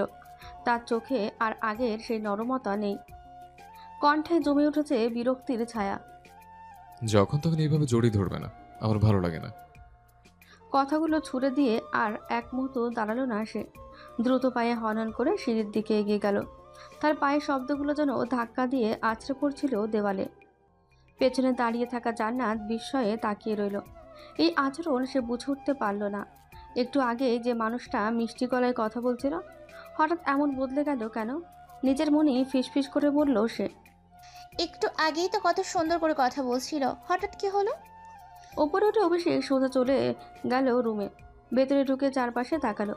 বিছানা, টেবিল, জানালার পাশে থাকা চেয়ার, সব ঠিক আছে, শুধু তিথি নেই। এক অজানা অস্থিরতা বুকের ভেতর কেঁপে উঠল। তারপর ধীরে ধীরে পা বাড়ালো ব্যালকনির দিকে। সেখানে গিয়ে দৃশ্যটা চোখে পড়ল। ব্যালকনির ঠান্ডা মেঝেতে বসে আছে তিথি। দুই হাঁটু বুকের কাছে টেনে নিয়ে মুখ গুজে রেখেছে তার মাঝখানে। কাঁধ দুটো বারবার কেঁপে উঠছে। চাপা ফুফিয়ে কান্নার শব্দ বাতাস ভেদ করে অভিষেকের কানে এসে লাগলো, নীরব, ভাঙা, অসহায়। চাঁদের আলো পড়ে তার চুলে, কিন্তু সে আলোয় কোনো শান্তি নেই, শুধু ভাঙা এক হৃদয়ের ছায়া। আস্তে আস্তে অভিষেক কোনো দ্বিধা না রেখেই মেঝেতে হাঁটু গেড়ে বসলো, ঠিক তিথির সামনে। এই দৃশ্যটা অপ্রত্যাশিত। কাঁদতে কাঁদতে তিথি প্রথমে টেরই পেল না, কিন্তু হঠাৎ অভিষেকের উপস্থিতি যেন বাতাস বদলে দিল। তবুও সে মুখ তুলল না। খুব কষ্ট হচ্ছে, তাই না? কথাটার ভেতরে ছিল না কোনো ভৎসনা, ছিল না কোনো অভিনয়, ছিল কেবল অভিজ্ঞতার ভার। একটু থেমে সে নিজের বুকের দিকে আঙুল তুলল, ঠিক হৃদয়ের জায়গাটায়। আমার ওই দিন খুব কষ্ট হচ্ছিল। কণ্ঠটা এবার একটু ভারী হয়ে এলো। এখানে খুব ব্যথা করছিল। এই কথাগুলো তিথির কান্নার দেওয়ালে আঘাত করলো। তিথি ধীরে ধীরে মুখ তুলল, চোখ দুটো লাল ভেজা। গাল বেয়ে নামা কান্নার দাগ এখনও স্পষ্ট, কিন্তু সেই চোখে শুধু কষ্ট নয়, অবাক হওয়া প্রশ্ন, আর না বলা অভিযোগের ভিড়। তিথি তাকিয়ে রইল অভিষেকের দিকে। এই প্রথম আজ সে তার চোখে বাঁকা হাসি দেখল না নিষ্ঠুরতা, দেখল এক ধরনের পুরনো যন্ত্রণা, যেন অভিষেকও কোনো এক সময় ঠিক এভাবেই ভেঙে পড়েছিল। ব্যালকনির বাতাস থমকে আছে, তাদের আলো দুজনের মাঝখানে নেমে এসেছে, কিন্তু আলোয় উষ্ণতা নেই। তিথি চোখের ভেজা পাতা আড়াল করে অভিষেকের দিকে তাকিয়ে খুব নিচু কণ্ঠে বলল, কণ্ঠটা এতটাই নরম যে মনে হচ্ছিল শব্দগুলো না বেরিয়ে ভেঙে পড়ছে। আমরা যা দেখি তা সবসময় সত্যি হয় না অভিষেক। তুমি আমাকে ক্ষত বিক্ষত করে দিচ্ছ, কিন্তু একবারও জানতে চাইছো না আমি এসব চাইছি কিনা। কথাগুলো যেন তিথির বুক ফুঁড়ে বেরিয়ে এলো। একদিন জমে থাকা অভিমান, অপমান, না বলা কান্না, সব মিলিয়ে একটা আরতিয়া। আর বাকিটুকু বলতে পারল না সে। অভিষেক হঠাৎ করেই হাত তুলে তার কথা থামিয়ে দিল। চোখে তখন আর কোনো সহানুভূতি নেই, কণ্ঠে জমে উঠেছে বিরক্তি আর রাগ। হয়েছে, তোর সব আজেহারে সাফাই শোনার সময় আমার নাই। আর তুই নাকি ক্ষত বিক্ষত হচ্ছিস, আমি তার চেয়ে বেশি ক্ষত বিক্ষত হয়েছে। এক মুহূর্ত থেমে চোখ সংকুচিত করে যোগ করল, তোর নারীটা ছরণাময়ী। এই শব্দগুলো তিথির বুকে এসে যেন বজ্রাঘাত করলো।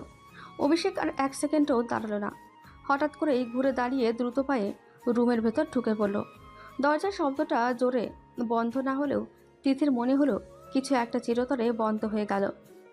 বেলকনিতে একা বসে রইল তিথি, চোখের পানি এবার আর আটকে রাখল না সে, কিন্তু কান্নার মাঝেও তার চোখে ছিল এক অদ্ভুত দৃঢ়তা। রুমের দরজার দিকে তাকিয়ে খুব ক্ষীণ স্বরে প্রায় ফিসফিস করেই বলল, যেদিন আমি হারিয়ে যাব সেদিন বুঝবে আমার মূল্য, তার আগে তুমি বুঝবে না অভিষেক। বাতাসে কথাগুলো মিলিয়ে গেল, কিন্তু কেউ শুনল না। কিন্তু সেই ফিসফিসের বলা বাক্যটা যেন ভবিষ্যতের জন্য রেখে গেল এক নীরব সতর্কবার্তা, যা একদিন খুব দেরিতে হলেও প্রতিধ্বনিত হবেই। কিছুক্ষণ পর তিথি ধীরে ধীরে উঠে দাঁড়ালো, চোখের পানি মুছে বুকের ভেতরের ভাতটা চেপে ধরে কিচেনের দিকে গেল। যাই হোক, রাতের খাবার তো গরম করতেই হবে, এই বাড়িতে কষ্টেরও যেন দায়িত্ব আছে। চুপচাপ সব খাবার গরম করলো সে। চামচের শব্দ, ঢাকনার টুংটাং, সব কিছুই আজ অস্বাভাবিক ভারী লাগছিল। খাবারগুলো প্লেটে সাজিয়ে ট্রে হাতে নিয়ে সিঁড়ি বেয়ে ওপরে উঠতে লাগলো তিথি। কিন্তু ওপরে উঠে দরজার সামনে এসে সে যা দেখল তা কোনোভাবেই কল্পনায় ছিল না। রুমের দরজা পুরোপুরি বন্ধ নয়, আধ খোলা ফাঁক দিয়ে ভেতরের দৃশ্য স্পষ্ট দেখা যাচ্ছে। জান্নাত আর অভিষেক রুমের ভেতরে দাঁড়িয়ে নিচু স্বরে যেন কিছু কথা বলছে। আলোটা একটু ম্লান, কিন্তু দৃশ্যটা চোখ এড়ায় না। অভিষেকের গায়ে কোনো পোশাক নেই, শুধু একটা রুমাল আলগোছে পেঁচানো কোমর পর্যন্ত, তার শরীর উন্মুক্ত। আর জান্নাত খুব কাছেই দাঁড়িয়ে। তিথি বুকের ভেতরে যেন কিছু একটা ভেঙে চূর্ণ হয়ে গেল, তার হাত কেঁপে উঠল, চোখের সামনে সব ঝাপসা হয়ে এলো। আর এক মুহূর্তও সেখানে দাঁড়িয়ে থাকার শক্তি তার রইল না। কোনো শব্দ না করে খাবারের ট্রেটা দরজার সামনে রেখে দিল সে। তারপর দৌড়, নিজেকে আর ধরে রাখতে পারল না, দ্রুত পায়ে অন্য রুমের দিকে ছুটে গেল। দরজা বন্ধ করেই মেঝেতে বসে পড়ল। এতক্ষণ যে কান্না সে আটকে রেখেছিল এবার আর কোনো বাধ মানল না। ফুপিয়ে ফুপিয়ে কাঁদতে লাগলো তিথি। এই কান্না শুধু চোখের জল ছিল না, ছিল বিশ্বাসভঙ্গ, অপমান আর নিজের অস্তিত্ব হারানো যন্ত্রণা। সে বুঝে গেল আজ সে শুধু ভালোবাসায় নয়, এই বাড়িতেও অপ্রয়োজনীয় একটা মানুষ। আর বাইরে নিঃশব্দে পড়ে থাকা গরম খাবারগুলো ধীরে ধীরে ঠান্ডা হতে লাগলো, ঠিক তিথির হৃদয়ের মতোই। অন্যদিকে রুমের ভেতর বাতাসটা হঠাৎ ভারী হয়ে উঠল। অভিষেকের কণ্ঠে বিরক্তি চাপা থাকলো না, আর জান্নাতের দিকে না তাকিয়ে সে বলল, জান্নাত, তোমার তো পায়ে ব্যথা, এত রাতে আমার রুমে কি করছো? কথার ভঙ্গিটা ছিল শীতল, প্রায় রূঢ়। জান্নাত চমকে তাকালো তার দিকে, চোখে জমে উঠল বিস্ময়। এভাবে কথা বলছো কেন আমার সাথে? আমি তো এমনিই তোমার সাথে একটু গল্প করতে আসলাম। অভিষেক গভীর শ্বাস নিল, যারা নিজেকে সামলাতে চাইছে। তারপর কঠিন সিদ্ধান্তের মতো করে বলল, এরপর থেকে রাতে আর আমার রুমে আসবে না, এখন যাও, নিজের রুমে যাও। এই কথাগুলো জান্নাতের মুখের হাসিটা এক নিমেষে নিভিয়ে দিল। মুখটা কালো করে সে ঘুরে দাঁড়ালো, কিছু না বলেই বেরিয়ে যেতে নিল। ঠিক তখনই দরজার সামনে রাখা ট্রেটার দিকে তার চোখ পড়ল। অভিষেক, এখানে খাবার কেন? কণ্ঠে প্রশ্ন, কিন্তু ভেতরে অন্য কিছু টের পাওয়া যায়। অভিষেকও তখন খাবারগুলো দেখতে পেল। এক মুহূর্ত চুপ করে থেকে সে ট্রেটা হাতে তুলে নিল। চোখে হালকা বিরক্তি মিশিয়ে সংক্ষিপ্তভাবে বলল, তুমি অসুস্থ জান্নাত, তুমি রুমে যাও, আমি দেখছি। জান্নাত আর কিছু বলল না, ধীর পায়ে নিজের রুমের দিকে চলে গেল। তার পায়ের শব্দ মিলিয়ে যাওয়ার সঙ্গে সঙ্গেই রুমটা আবার নিস্তব্ধ হয়ে গেল। কিছুক্ষণ অভিষেক চুপচাপ দাঁড়িয়ে রইল। হাতে ধরা খাবারের ট্রেটা যখন হঠাৎ করেই তার কাছে ভারী মনে হতে লাগলো।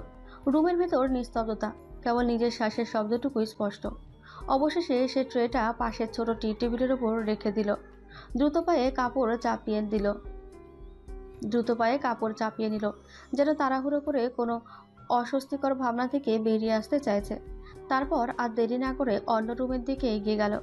দরজা ঠেলে ভেতরে ঢুকতে দেখলো পুরো রুম অন্ধকার। এক মুহূর্ত থামলো সে, তারপর বিরক্তিকর ভঙ্গিতে সুইচ টিপে বাতি জ্বালালো। আলো জ্বলতেই চোখে পড়ল দৃশ্যটা। ফ্লোরের ওপর দেওয়ালের পাশে গুটিসুটি মেরে শুয়ে আছে তিথি। শরীরটা নিজের মধ্যেই ভাঁজ করে রাখা, যেন নিজেকে আড়াল করতে চাইছে, কিংবা পৃথিবী থেকে লুকিয়ে পড়তে চাইছে। অভিষেক কপাল কুঁচকে তাকালো, চোখে সহানুভূতি নয় বরং বিরক্তি নিয়ে বলল, ওইভাবে ঢং করে খাবার দরজার সামনে রেখে চলে আসলে কেন? কণ্ঠটা ছিল কঠিন, প্রশ্নের চেয়ে অভিষেক বেশি। কিন্তু তিথি কোনো উত্তর দিল না। সে যেমন ছিল তেমনই পড়ে রইল, চোখ বন্ধ, শরীর নিথর, শব্দহীন এক প্রতিবাদ। এই নীরবতায় যেন অভিষেককে আরো ক্ষিপ্ত করে তুলল। হঠাৎ করে সে পাশে রাখা ফুলদানিটার দিকে হাত বাড়ালো, কোনো চিন্তা না করে সেটাকে ছুঁড়ে মারল মেঝেতে। প্রচণ্ড শব্দে ভেঙে পড়ল ফুলদানি, কাঁচের টুকরো ছিটকে পড়ল চারিদিকে। তিথির শরীর কেঁপে উঠল, চোখ খুলে গেল, কিন্তু মুখ দিয়ে কোনো শব্দ বেরোলো না। ঢং বাদ দে, 5 মিনিটের মধ্যে আমার রুমে আসবি, নয়তো তোর খবর আছে। এই কথাগুলো ছুড়ে দিয়ে সে আর পেছনে তাকালো না, দ্রুত পায়ে রুম থেকে বেরিয়ে গেল। দরজাটা বন্ধ হতেই রুমে আবার নেমে এলো নিস্তব্ধতা। ভাঙা কাচের টুকরোর মাঝখানে ঠান্ডা মেঝেতে শুয়ে রইল তিথি, চোখ ভরা ভয়, বুক ভরা অসহায়তা নিয়ে। তার নিঃশ্বাস কাঁপছিল, কিন্তু মুখে কোনো শব্দ নেই। এই নীরবতাই ছিল তার সবচেয়ে বড় চিৎকার। কিছুক্ষণ পর তিথি ধীরে ধীরে রুমে ঢুকলো। রুমের ভেতর আলো জ্বলছে। অভিষেক খাটের একপাশে বসে আছে, মাথা নিচু করে ফোনের স্ক্রিনে আঙুল চালাচ্ছে। তার মুখে কোনো অভিব্যক্তি নেই, যেন এই রুমে আরেকটা মানুষের অস্তিত্ব তার কাছে গুরুত্বহীন। তিথি কিছু বলল না, নীরবে পাশের দিক থেকে একটা বালিশ তুলে নিয়ে নিচে শুতে যাবে, ঠিক তখনই অভিষেক চোখ না তুলে বলল, আজকে তোকে নিচে শুতে হবে না, খাটেই শুয়ে থাক। কথার আদেশের সুর সহানুভূতির নয়। তিথির বুকের ভেতর একটা কাঁপুনি বয়ে গেল। সে থেমে দাঁড়ালো, তারপর কাঁপা কণ্ঠে ঠোঁটের কোণে তাচ্ছিলের এক চিলটে হাসি টেনে বলল, অনেক দয়া করেছেন, আর দয়া চাই না। এই বলে সে আবার নিচে শুতে এগোতেই অভিষেক হঠাৎ গলা চড়িয়ে ধমক দিল, এইখানে বস, তোর সাথে আমার কথা আছে। তিথি চমকে উঠল, শরীরটা কেঁপে উঠল অজান্তে। কয়েক সেকেন্ড সে দাঁড়িয়ে রইল, যেন পা দুটো মেঝেতে আটকে গেছে। তারপর ভয়ে অনিচ্ছায় কাঁপা পায়ে ফিরে এসে অভিষেকের সামনে বসে পড়ল, মাথা নিচু, চোখে চোখ রাখার সাহস নেই। রুমের বাতাস আবার ভারী হয়ে উঠল। ফোনটা পাশে রেখে অভিষেক সোজা হয়ে বসল, আর তিথি নীরবে বসে রইল, পরের আঘাতটা কোন কথায় আসবে সেই অপেক্ষায়। এই নীরবতার মাঝে জমে উঠেছিল আরও কিছু, যা শুধু কথা দিয়ে নয়, সময় দিয়ে আরও গভীর ক্ষত হয়ে উঠবে। অভিষেক এবার গভীর শ্বাস ছাড়ল, যেন নিজের ভেতরের বিরক্তিটাকে একটু দমিয়ে আনতে চাইছে। তারপর স্বাভাবিক গলায় বলার চেষ্টা করলো, কালকে আমার এক বিজনেস পার্টনারের মেয়ের বার্থডে, ওইখানে যেতে হবে। আমি একটা শাড়ি এনেছি, আলমারিতে রাখা আছে। কথাগুলো বলার ভঙ্গিতে কোনো অনুরোধ ছিল না, ছিল শুধু নির্দেশ। তিথি মাথা নিচু করে বসেছিল। কয়েক সেকেন্ড পর খুব ক্ষীণ মিনমিনে কণ্ঠে বলল, আমাকে নেওয়ার কি দরকার? জান্নাতকে নিয়ে যাও। এই কথাটুকুই যথেষ্ট ছিল। অভিষেক হঠাৎ করেই রুক্ষ হয়ে উঠল। এক নিমেষে সে সামনে ঝুঁকে তিথির 2 বাহু শক্ত করে ধরে ফেলল। আঙুলের চাপে ব্যথা লাগলো, কিন্তু তার থেকেও বেশি ব্যথা দিল অপমানের স্পর্শটা। অভিষেক গলা নিচু হলেও তাতে হুমকি দিয়ে বলল, তিথির শরীর কেঁপে উঠল। তিথি খুব ধীরে মাথা তুলল, চোখে তখন আর কান্না নেই, আছে ব্যথায় জমে যাওয়া একরাশ ক্লান্তি। ঠোঁটের কোণে ফুটে উঠল এক ধরনের ব্যথিত হাসি, যে হাসিতে আনন্দ নেই, শুধু সত্য মেনে নেওয়ার ভার। তুমি আমাকে ভালোবাসো, আমি সেটা জানতাম, কিন্তু এখন জানো কি মনে হয়, এটা ভালোবাসা ছিল না, কলেজ লাইফের আবেগ ছিল। ভাগ্যেশ ওই ঘটনাটা তখন ঘটেছিল, নইলে তোমার সাথে প্রেম করার পর যদি আমাকে এভাবে অবিশ্বাস করতে, তাহলে কষ্টটা আরো 1000 গুণ বেশি হতো। কথাগুলো কোনো অভিযোগ নয়, একটা উপলব্ধি। তারপর তিথি হালকা মাথা নাড়ল, যেন নিজেকেই থামাচ্ছে। যাকে আমার কথাই বা কেন শুনবে? কণ্ঠে তাচ্ছিল নয়, ছিল নির্লিপ্ত মেনে নেওয়া। তোমার মাথায় আছে, বুদ্ধি আছে, তোমার ইচ্ছেতেই করবে। আমি রেডি হয়ে থাকবো। আমি তো তোমার হাতে কাঠের পুতুল, তুমি নাচাবে আর আমি নাচবো। এই কথার পর আর কিছু বলল না তিথি। নীরবে অভিষেকের কাছ থেকে নিজেকে সরিয়ে নিল, খাটের একেবারে কোনায় গিয়ে শুয়ে পড়ল, যেন নিজের জন্য যতটুকু জায়গা বাকি আছে সেটুকুও বেশি চাইতে নেই। শরীরটা একপাশে কুঁকড়ে গেল, মুখটা দেওয়ালের দিকে ঘুরিয়ে নিল। রুমের আলো জ্বলছিল, কিন্তু তিথির ভেতরে তখন অন্ধকার। এই শোয়াটা ঘুমানোর জন্য নয়, এটা ছিল নিজেকে চুপ করে ভেঙে পড়ার প্রস্তুতি। অভিষেক আর বসে রইল না, হঠাৎ করেই উঠে পড়ল। রুমের ভেতরে দম বন্ধ করা নীরবতা সহ্য হচ্ছিল না তার। ধীর পায়ে হেঁটে ব্যালকনিতে চলে গেল। বাইরে রাতের বাতাস ঠান্ডা, কিন্তু তার ভেতরের অস্থিরতা আরো গরম হয়ে উঠছিল। রেলিংয়ে ভর দিয়ে দাঁড়ালো সে, পকেট থেকে সিগারেট বের করে আগুন ধরালো। প্রথম টানটা বেশি জোরেই দিল, যেন বুকের ভেতরের ভারটুকু ধোঁয়ার সঙ্গে বের করে দিতে চাইছে। ধোঁয়া বাতাসে মিলিয়ে যেতে যেতে তার চোখের সামনে ভেসে উঠল তিথির মুখ, খাটের কোণায় কুঁকড়ে থাকা তিথি, ওই ব্যথিত হাসি। কথাগুলো অযাচিতভাবে মাথার ভেতর প্রতিধ্বনিত হতে লাগলো। অভিষেক ভ্রুকুচকে তাকালো, আরেকটা টান দিল সিগারেটে। সত্যি কি সে ভুল করছে? এই প্রশ্নটা আজ প্রথমবার নয়, কিন্তু আজ অন্যরকম লাগলো। এতদিন সে নিজেকে বুঝিয়েছে সবকিছু তার নিয়ন্ত্রণে থাকা দরকার, দুর্বল হলে চলবে না। কিন্তু তিথির চোখে সেই নিস্তেজ দৃষ্টি যেন তার সমস্ত যুক্তির দেওয়ালে ফাটল ধরিয়ে দিল। সে কি একবারও সত্যি করে জানতে চেয়েছে তিথি কেমন আছে, সে কি চায়? অভিষেক সিগারেটের ছাই ঝরিয়ে দিল নিচে। রাতের অন্ধকারে ছাই মিলিয়ে গেল, ঠিক যেমন তার ভেতরের প্রশ্নগুলোকে সে এতদিন এড়িয়ে গেছে। ওর কি একটা খোঁজ নেওয়া উচিত? এই ভাবনাটা মাথায় এসেই আবার সে নিজেকে থামাতে চাইল, দুর্বলতা দেখিস না। কিন্তু বুকের গভীরে কোথাও একটা অন্য স্বর। দেরি হয়ে যাচ্ছে। সিগারেটটা প্রায় শেষ। শেষ টানটা দিতে গিয়ে অভিষেক চোখ বন্ধ করলো। এক অদ্ভুত অস্বস্তি বুকে চেপে ধরল, যেন সে বুঝে যাচ্ছে যদি এখনও সে কিছু না বদলায় তাহলে খুব শীঘ্রই এমন কিছু ঘটবে যেটা আর কোনো যুক্তি দিয়ে ঠিক করা যাবে না। ব্যালকনির রেলিংয়ে ভর দিয়ে দাঁড়িয়ে রইল সে, ধোয়া রাত আর অপরাধ বোধের মাঝখানে আটকে থাকা এক মানুষ হয়ে। রাত প্রায় 1টার দিকে। ব্যালকনির বাইরে অন্ধকার আরও গাঢ় হয়েছে। অভিষেক ধীরে ধীরে রুমের ভেতরে ফিরে এলো। তার পায়ের শব্দ ইচ্ছে করেই খুব নরম, যেন রাতের নীরবতাকে আর ভাঙতে চায় না। রুমে ঢুকেই তার চোখ পড়ল খাটের দিকে। তিথি গুটিসুটি মেরে শুয়ে আছে, শরীরটা অস্বাভাবিকভাবে স্থির, নিঃশ্বাসটাও যেন ভারী। চুলগুলো এলোমেলো হয়ে মুখের পাশে লেগে আছে। খাটের এক কোণে নিজেকে যতটা সম্ভব ছোট করে নিয়ে শুয়ে থাকার ভঙ্গিটা দেখে অভিষেকের বুকের ভেতর অজানা এক খচখচানি শুরু হলো। হঠাৎ কি মনে করে সে এগিয়ে গেল, ধীরে খুব ধীরে তিথির হাতটা ধরল। ঠিক তখনই অভিষেক থমকে গেল। হাতটা অস্বাভাবিক গরম, জ্বরের তাপে যেন জ্বলছে।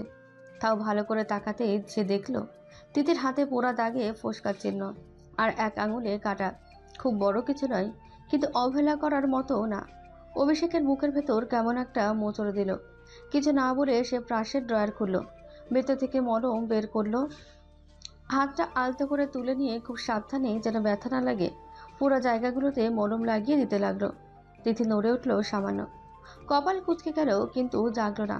জ্বরের ঘুরে শুধু একটা ক্ষীণ শব্দ বেরোলো, অস্পষ্ট ভাঙা। অভিষেক এক মুহূর্ত থেমে তাকিয়ে রইল তার দিকে। এই স্পর্শে কোনো দাপট ছিল না, শুধু দেরিতে আসা যত্ন, আর এমন এক উপলব্ধি যা তাকে ভেতর থেকে নাড়া দিয়ে দিল। হঠাৎ করে তিথির শরীরটা প্রচণ্ড কাঁপতে শুরু করলো। ঘুমের ঘোরে নয়, এই কাঁপুনি অসহ্য জ্বরের। দাঁত লেগে লেগে শব্দ উঠছে, হাত পা ঠান্ডা হয়ে আসছে। দৃশ্যটা দেখে অভিষেকের বুকের ভেতরটা কেঁপে উঠল। এক মুহূর্ত দেরি করল না সে, দ্রুত ওয়াশরুমে গিয়ে মগে ঠান্ডা পানি ভরে আনলো। ড্রয়ারের ওপর রাখা রুমালটা পানিতে ভিজিয়ে নরম করে চিপে নিয়ে আবার তিথির পাশে এসে বসলো। খুব সাবধানে রুমালটা তার কপালে রেখে দিল। তিথির কপাল জ্বলছিল। অভিষেক এক হাত দিয়ে রুমালটা ধরে রাখলো, আর এক হাত দিয়ে বারবার কপালের কাছে ছোট চুলগুলো সরিয়ে দিতে থাকে। ঘড়ির কাঁটা ধীরে ধীরে এগোতে থাকলো। 1 মিনিট, 5 মিনিট, 10 মিনিট, প্রায় আধা ঘন্টা কেটে গেল। ধীরে ধীরে তিথির কাঁপুনি একটু কমতে শুরু করলো। নিঃশ্বাসটা আগের মতন ভাঙা ভাঙা নয়, একটু স্থির। অভিষেক গভীর একটা নিঃশ্বাস ছাড়ল। এই প্রথম কিছুটা স্বস্তি পেল। রুমালটা নামিয়ে রেখে নরম স্বরে ডাকলো, তিথি, এই তিথি, ওঠো, তোর মেডিসিন খেতে হবে, নাহলে জ্বর কমবে না। কিন্তু তিথি উঠল না, বরং হঠাৎ করে সে অভিষেকের হাতটা শক্ত করে ধরে ফেলল। আঙুলগুলো কাঁপছে, কিন্তু শক্ত করে আঁকড়ে ধরা, যেন এই হাত ছেড়ে দিলে সে আবার অন্ধকারে তলিয়ে যাবে। অভিষেক চমকে তাকালো। তিথির চোখ তখনও পুরোপুরি খোলা নয়, জ্বরের ঘুরে আধচেতন অবস্থায় ঠোঁট নড়ছে। সে কিছু বলতে চাইছে, শব্দগুলো ঠিক করে বেরোচ্ছে না, তবু বারবার চেষ্টা করছে। তার কণ্ঠ খুব ক্ষীণ, ভাঙা, কিন্তু সেই ভাঙা শব্দগুলোর ভেতর জমে আছে অনেক দিনের না বলা কথা, ভয় আর একরাশ ক্লান্তি। অভিষেক হাতটা ছাড়ল না। এই প্রথম সে বুঝতে পারল এই মানুষটা কতটা একা হয়ে পড়েছিল, আর তার সামান্য উপস্থিতিটুকুও এখন তিথির কাছে বাঁচার ভরসা। রাত আরও গভীর হলো, রুমের আলো ম্লান, আর সেই নিস্তব্ধতার মাঝে তিথির কাঁপা হাতে ধরা অভিষেকের হাতটা হয়ে রইল। দুজনের ভাঙা সম্পর্কের ভেতর জন্ম নেওয়া এক নীরব সংযোগ।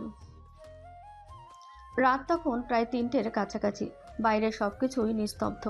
শহর ঘুমিয়ে পড়েছে অনেক আগেই, কিন্তু এই রুমের ভেতর ঘুম নেই, আছে শুধু দম বন্ধ করার নীরবতা আর জ্বরের ভার। অভিষেক এখনও খাটের পাশে বসে আছে, তার এক হাতের ভেতর তিথির হাত।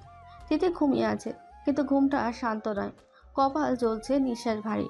হঠাৎ করে সে নড়াচড়া করতে লাগলো। কাঁপুনি আবার ফিরে এলো, ঠোঁট দুটো কেঁপে কেঁপে উঠছে, যেন কিছু বলতে চাইছে। অভিষেক ঝুঁকে পড়ল, তিথির মুখের খুব কাছে কান নিল, জ্বরের ঘরে বলা শব্দগুলো ধরার জন্য। তিথি বিড়বিড় করে বলছে, কণ্ঠটা এতটাই দুর্বল যে মনে হচ্ছে প্রতিটা শব্দ বলার সময় তার সমস্ত শক্তি খরচ হয়ে যাচ্ছে।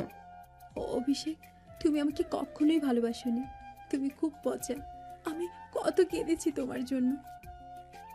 তিথির চোখ বন্ধ, কিন্তু চোখের কোণ দিয়ে পানি গড়িয়ে পড়ছে। জ্বরের ঘুরে সে আর নিজেকে আটকে রাখতে পারছে না। যার জন্য বাবা আমাকে মেরেছে, অথচ তুমি কি করলে?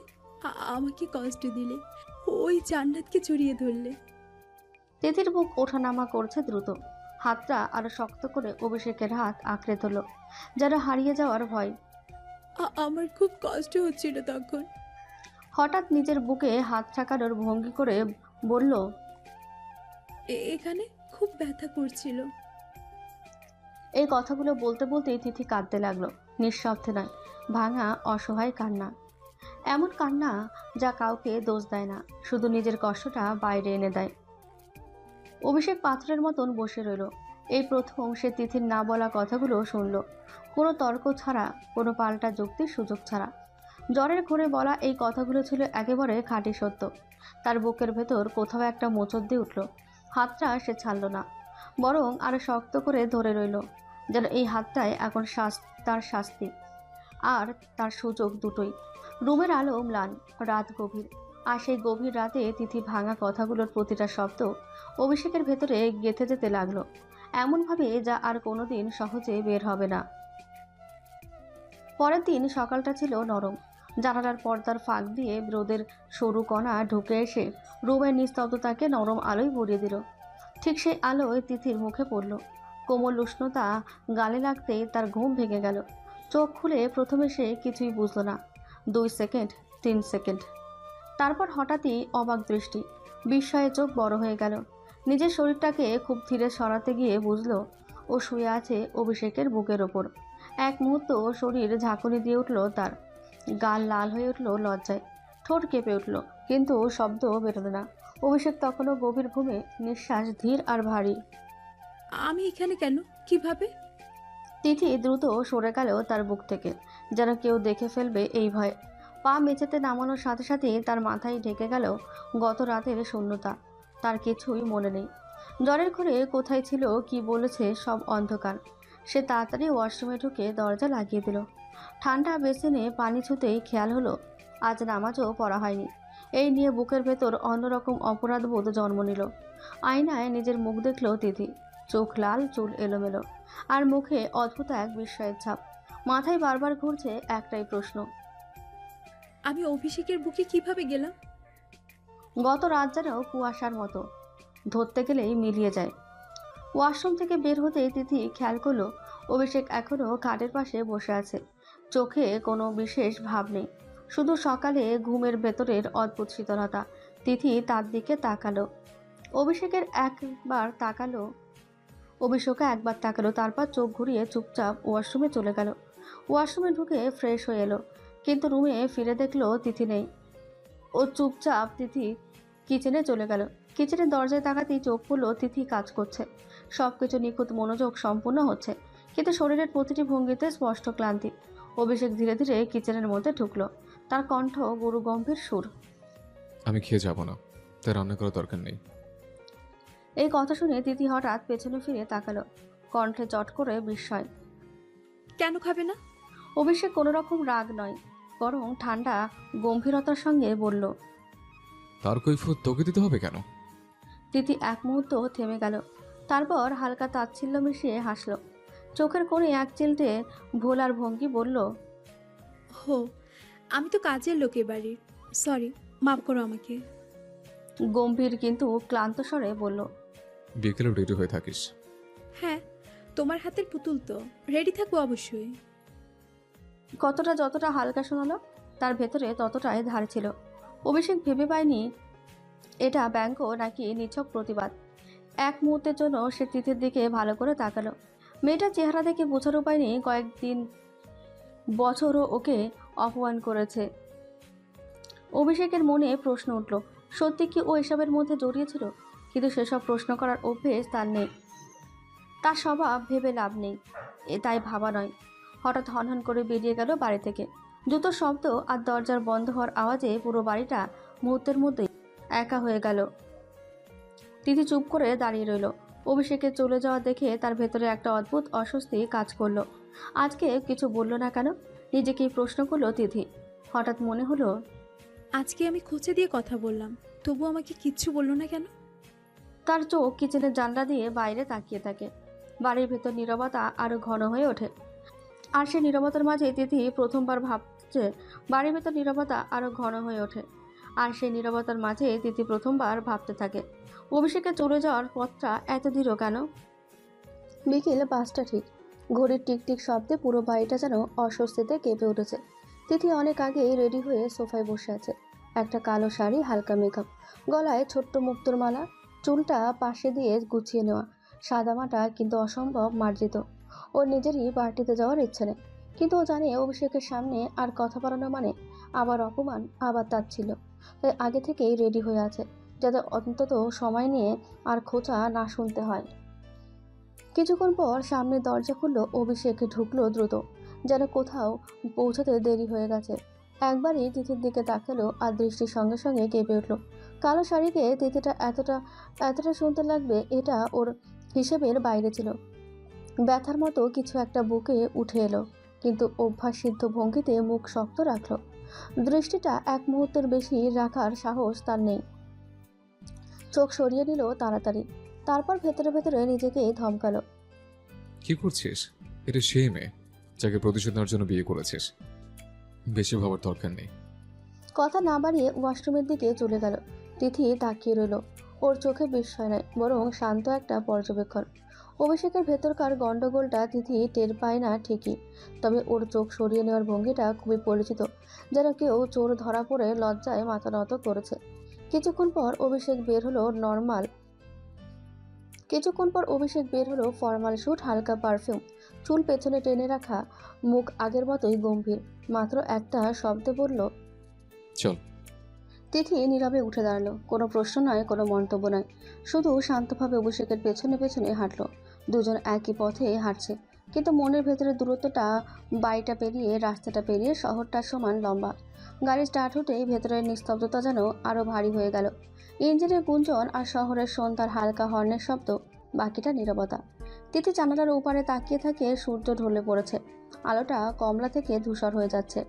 রাস্তা এখনো জমজমাট, চা দোকান, ধোয়া, হালকা জনতার ভিড়।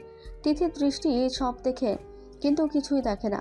অভিষেক স্টিয়ারিং ঘোরাতে ঘোরাতে বলল, পার্টিতে গিয়ে আমার থেকে বেশি দৌড়ে যাবে না, তোকে খোঁজার মতো সময় আমার নেই। তিথি কোনো তর্ক করো না, শুধু নিঃশব্দে মাথা নাড়ল, যেন অনেক আগে সে শিখে গেছে কোথায় কিভাবে নীরব থাকা লাগে। গাড়িটা ধীরে ধীরে বড় এক বাড়ির সামনে গিয়ে থামলো। আলো ঝলমলে, অতিথিদের ভিড়, গার্ড আর ভ্যালেট ছুটে বেড়াচ্ছে। দুজন গাড়ি থেকে নামলো। অভিষেক সামনে আর তিথি তার থেকে 2 পা পেছনে। হাঁটার ভঙ্গিতে যেন অদৃশ্য এক দূরত্ব টেনে আছে। বাড়ির সামনে বড় গেট পেরিয়ে ফোয়ারার শব্দ শোনা যায়। দেওয়ালে সাদা আলোতে অতিথিদের মুখ উজ্জ্বল, কথোপকথন মিশে যাচ্ছে, হাসির শব্দ, গ্লাস টোকা, হালকা মিউজিক। ভেতরে ঢুকতেই মিস্টার রিফাত এগিয়ে এলেন, বড় করে হাসতে হাসতে। আহা মিস্টার অভিষেক হাওলাদার, ওয়েলকাম ওয়েলকাম। আপনার আশায় খুব ভালো লেগেছে। অভিষেক ফর্মাল ভঙ্গিতে মাথা নাড়ল। তিথিও পেছন থেকে ছোট্ট করে সালাম দিল, ভদ্র, সিম্পল, অপ্রয়োজনীয় চোখাচোখি ছাড়া। মিস্টার রিফাত তাদের মেয়ের কাছে নিয়ে গেলেন। সেজেছে গোলাপি লেহেঙ্গায়, ছোট্ট রাজকুমারের মতন। অভিষেক গিফট দিল। তিথিও হাসি মুখে শুভেচ্ছা জানালো, এমনভাবে যেন জীবনে কোনো ঝড়ই নেই। ঠিক তখনই অভিষেকের সামনে একদল পরিচিত মানুষ ভিড় করলো। বিজনেসের কথাবার্তা, হাসাহাসি, করমর্দন। অভিষেক সেই দুনিয়ায় মিশে গেল যেখানে তিথির কোনো জায়গাই নেই। তিথি একলা দাঁড়িয়ে থাকে কিছুক্ষণ। সাজানো আলো, ঝলমল, সেলিব্রিটিদের হাসি আর শব্দ গায়ে লাগে, কিন্তু ভেতরে কেমন ফাঁকা। একসময় নিঃশব্দে সরে যায় ভিড়ের থেকে, ধীর পায়ে বের হয়ে আসে পেছনের দিকে। বাইরের বাগানটা শান্ত, গাছের শাখায় ঝুলছে ফেয়ারি লাইট, আর সামনে বড় নীল সুইমিং পুল। পানির ওপর আলো পড়ে যেন আকাশের তারা ভেসে আছে। তিথি একটু দূরে দাঁড়িয়ে থাকে, হাওয়ায় চুল উড়িয়ে দিচ্ছে। শাড়ির আঁচল সরে এসে হাতে পায়ে লাগে। সাঁতার পুলের নীল স্থির জলের দিকে তাকিয়ে থাকলে মনটা আরো ভারী হয়ে যায়। ঠিক তখনই পেছন থেকে এক কণ্ঠ, হাই বিউটিফুল লেডি। তিথি চমকে পেছনে তাকায়। একটা লম্বা, ফর্সা, চওড়া কাঁধের ছেলে, শার্প স্যুট পরা, ঠোঁটে আত্মবিশ্বাসী হাসি। আপনি কে? ছেলেটা একটু ঝুঁকে যেন ইন্ট্রোডাকশনের স্টাইলে হালকা হাসি মুখে বলে উঠল, হাই, আই এম রোশ খান। তা আপনি বগা খান নাকি মগা খান তা জেনে আমি কি করব? রোশ খান হেসে ফেলল। তার হাসি ছিল চটপটে, স্বভাব সিদ্ধ, আত্মবিশ্বাসের ছাপ। ভারী কঠিন মেয়ে তো তুমি। আমার মতো ছেলে দেখে যে কেউ ফিদা হয়ে যায়, লাইন ধরে থাকে কথা বলার জন্য। আর তুমি এইভাবে আমাকে ইনসাল্ট করলে। রোশ একটু এগিয়ে এলো, চোখে খুশির ঝিলিক। কারণ আমার ওই জিনিসটা করতে ভালো লাগে যা মানুষ করতে মানা করে। তিথি হেসে ফেলল, কিন্তু হাসিটা গম্ভীর, খাটাখাটে। পাগল? রোশ কিছু বলতে যাবে, তখনই পেছন থেকে পরিচিত গম্ভীর কণ্ঠ ভেসে এলো, তুই এখানে কি করছিস? অভিষেকের কথায় যেন হাওয়া থমকে গেল। তিথি আর রোশ দুজন একই সঙ্গে পেছনে ঘুরে তাকালো। অভিষেক এগিয়ে আসতে, মুখ শক্ত, চোখ দুটো ধারালো, কিন্তু দৃশ্যটা হঠাৎই বদলে গেল। রোশ ঝড়ের গতিতে অভিষেকের দিকে দৌড়ে গেল, এগিয়ে গিয়ে এক ঝটকায় ওকে জড়িয়ে ধরল। আরে ব্রো, কেমন আছিস? রোশের কণ্ঠে সেই পুরনো উচ্ছ্বাস, যারা তাদের দুজনের মাঝে বছরটা কখনোই পেরোয়নি। তোকে কতবার ফোন করলাম, ধরলি না। ভাবলাম হারিয়ে গেলি, তাই খোঁজ নিয়ে এখানে চলে এলাম। অভিষেক বিস্মিত, তারপর হালকা নরম হলো। আরে রোশ, তুই? তার মুখের বার্তাটা বদলে গেল। জার্মানি থেকে কবে ফিরলে? রোশ অভিষেককে ছেড়ে দিল। কোটের কলার ঠিক করতে করতে হেসে বলল, 2 দিন আগে ফিরলাম ব্রো। এমন সময় তিথি নিঃশব্দে দাঁড়িয়ে, দৃষ্টির কোণায় জল, কিন্তু মুখে শক্তি। ওদের পুরনো বন্ধুত্বের দৃশ্যটা তিথিকে যেন আরো দূরে সরিয়ে দিল। আর শুনলাম তুই নাকি বিয়ে করেছিস। অভিষেক চুপচাপ তিথির দিকে একটু সরল দৃষ্টি দিল, তারপর সোজা রোশের দিকে তাকিয়ে অপ্রকাশ্য গাম্ভীর্যে বলল, আমার ওয়াইফ। অভিষেকের মুখ থেকে আমার ওয়াইফ, এই শব্দটা বেরোনোর সাথে সাথেই তিথি এক মুহূর্ত থমকে গেল। পাশে দাঁড়ানো তিথি যেন নিঃশ্বাসটায় আটকে গেল। এই কয়েকটা শব্দের ভেতরে কতগুলো ব্যাখ্যাহীন গল্প, অপরিচিত অস্বস্তি আর অদ্ভুত যত্ন লুকিয়ে আছে। কেউ সেটা উচ্চারণ করলো না, কিন্তু অনুভব করলো সবাই। রোশ ততক্ষণে হেসে বলল, আচ্ছা। তার চোখে বিস্ময়ের থেকে বেশি ছিল কৌতূহল। তিথি শান্ত মুখে দাঁড়িয়ে থাকলেও বুকের ভেতর ধুকপুক থামছিল না। অভিষেক যেন খুব সহজ একটা কথা বলে দিল, অথচ তিথির কাছে সেই কথা আজ ভীষণ ভারী। অভিষেক একটু স্বাভাবিক হয়ে জিজ্ঞেস করলো, আরে ব্রো, এটা আবার কি জিনিস হলো? তোমার বাড়িতে দারোয়ানের কাছ থেকেই জেনেছি। আচ্ছা চল বাসায় যাই, এখানে আর ভালো লাগছে না। আচ্ছা, তোরা গাড়িতে যেয়ে বস, আমি মিস্টার রিফাতের সাথে কথা বলে আসছি। রোজ সম্মতিতে মাথা কাত করে সায় জানালো। ওকে। গাড়ির ভেতর অস্বস্তিকর নীরবতা ভেসে বেড়াচ্ছিল। রোজ পিছনের সিটে কুনুই জানালায় তুলে আরাম করে বসেছে, আর তিথি সামনে গম্ভীর মুখ নিয়ে জানালার বাইরে তাকিয়ে। ভাবি, একটু আগে আপনাকে দেখে ক্রাশ খেয়ে ফেলেছিলাম, আর এখন দেখছি আপনি আমার ভাবি। এটা কোনো কথা হলো? তিথি চোখ পাকিয়ে তাকালো না। তাহলে ধরে নিচ্ছি আপনার ক্রাশের টেস্ট খুবই বাজে। আহ আহ, সোজা হার্টে এসে লাগলো। আচ্ছা, আপনার কি কোনো ফ্রেন্ড আছে, মানে যাদের উপরে ক্রাশ খাওয়া যায়? তিথি এবার ঘুরে তাকালো, চোখে বিরক্তি, গলায় ঠান্ডা বিষ। আছে, দেখতে কালনাগিনীর মতো। বিয়ে করবেন? নাগিনীও আমার চলবে ভাবি, আমার বিন বাজাতে ভীষণ ভালো লাগে। আপনার ওই বান্ধবীর নাম্বার দিন। আমাদের বাসায় গেলেই দেখতে পাবেন। ব্যাপার না, তাহলে আজকে রাতেই বিন বাজাবো। তিথি চুপচাপ মুখ ফিরিয়ে জানলা দিয়ে তাকালো। এসব পাগল ছাগল পাবনা পাগলা গাড়িতে না থেকে বাইরে কি করে? বাড়িতে ফিরে অভিষেক নিজের রুমের দিকে চলে গেল। আমি আগে ফ্রেশ হয়ে আসি, তারপর দেখি সেই বিখ্যাত কালনাগিনীকে। এত কৌতূহল? লিজেন্ডারি না, না দেখা পাপ।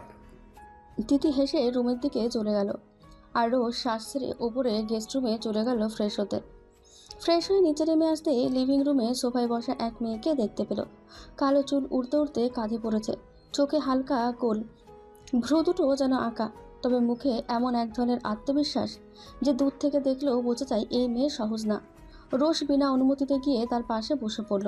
চোখে বিন্দুমাত্র লজ্জা নেই, বরং যেন মজা পেয়েছে। আচ্ছা, আপনি কি ভাবির ফ্রেন্ড? মেয়েটা মুখ ঘুরিয়ে তাকালো, চোখে তাচ্ছিল্যের ঝিলিক। আমি তিথির ফ্রেন্ড না, আমি অভিষেকের ক্লোজ ফ্রেন্ড। শেষ দুইটা শব্দ উচ্চারণ করলো এমনভাবে যেন নিজের পরিচয়ে গর্ব আছে। রোজ ভ্রু উঁচু করলো, মনে মনে ফুঁসলো। ও তাই, এই জন্যই ভাবি কাল নাগিনী বলেছে। হালকা ঠোঁট বাঁকিয়ে বলল, একটা জিনিস বুঝি না, মেয়েরা কেন বিবাহিত ছেলেদের পিছনে পড়ে থাকে, আমাদের মতো সিঙ্গেলদের দিকে একবারও তাকায় না। শান্তিপূর্ণ প্রেম করতে চান তো আমাদের মতো ছেলেরাই বেস্ট। আজ বাজে কথা বলবেন না আপনি। অভিষেক তিথিকে বিয়ে এমনি করেছে, আর কয়েকদিন পর ওকে ডিভোর্স দিবে, তারপর আমি হব অভিষেকের বউ। রোজ দুই হাত বুকের সামনে ভাঁজ করলো। বাহ, স্বপ্নটা তো একদম দুই কিস্তিতে চলছে। প্রথমে ডিভোর্স, তারপরে বিয়ে। খাপ বেগ। জান্নাত বিরক্ত চোখে তাকালো। রোজ এবার ভেঙ্গু করে বলল, কিন্তু একটা কথা বলি, লজ্জা শরম আত্মসম্মান সব কিছুর কি মাথা খেয়ে ফেলেছেন? একজন বিবাহিত ছেলের পিছনে পড়ে আছেন, নাকি আপনার খাওয়া মাল পছন্দ? জান্নাতের মুখ এক ঝটকায় শক্ত হয়ে গেল, চোখে আগুন জ্বলছে। তারপর রাগী কণ্ঠে বলল,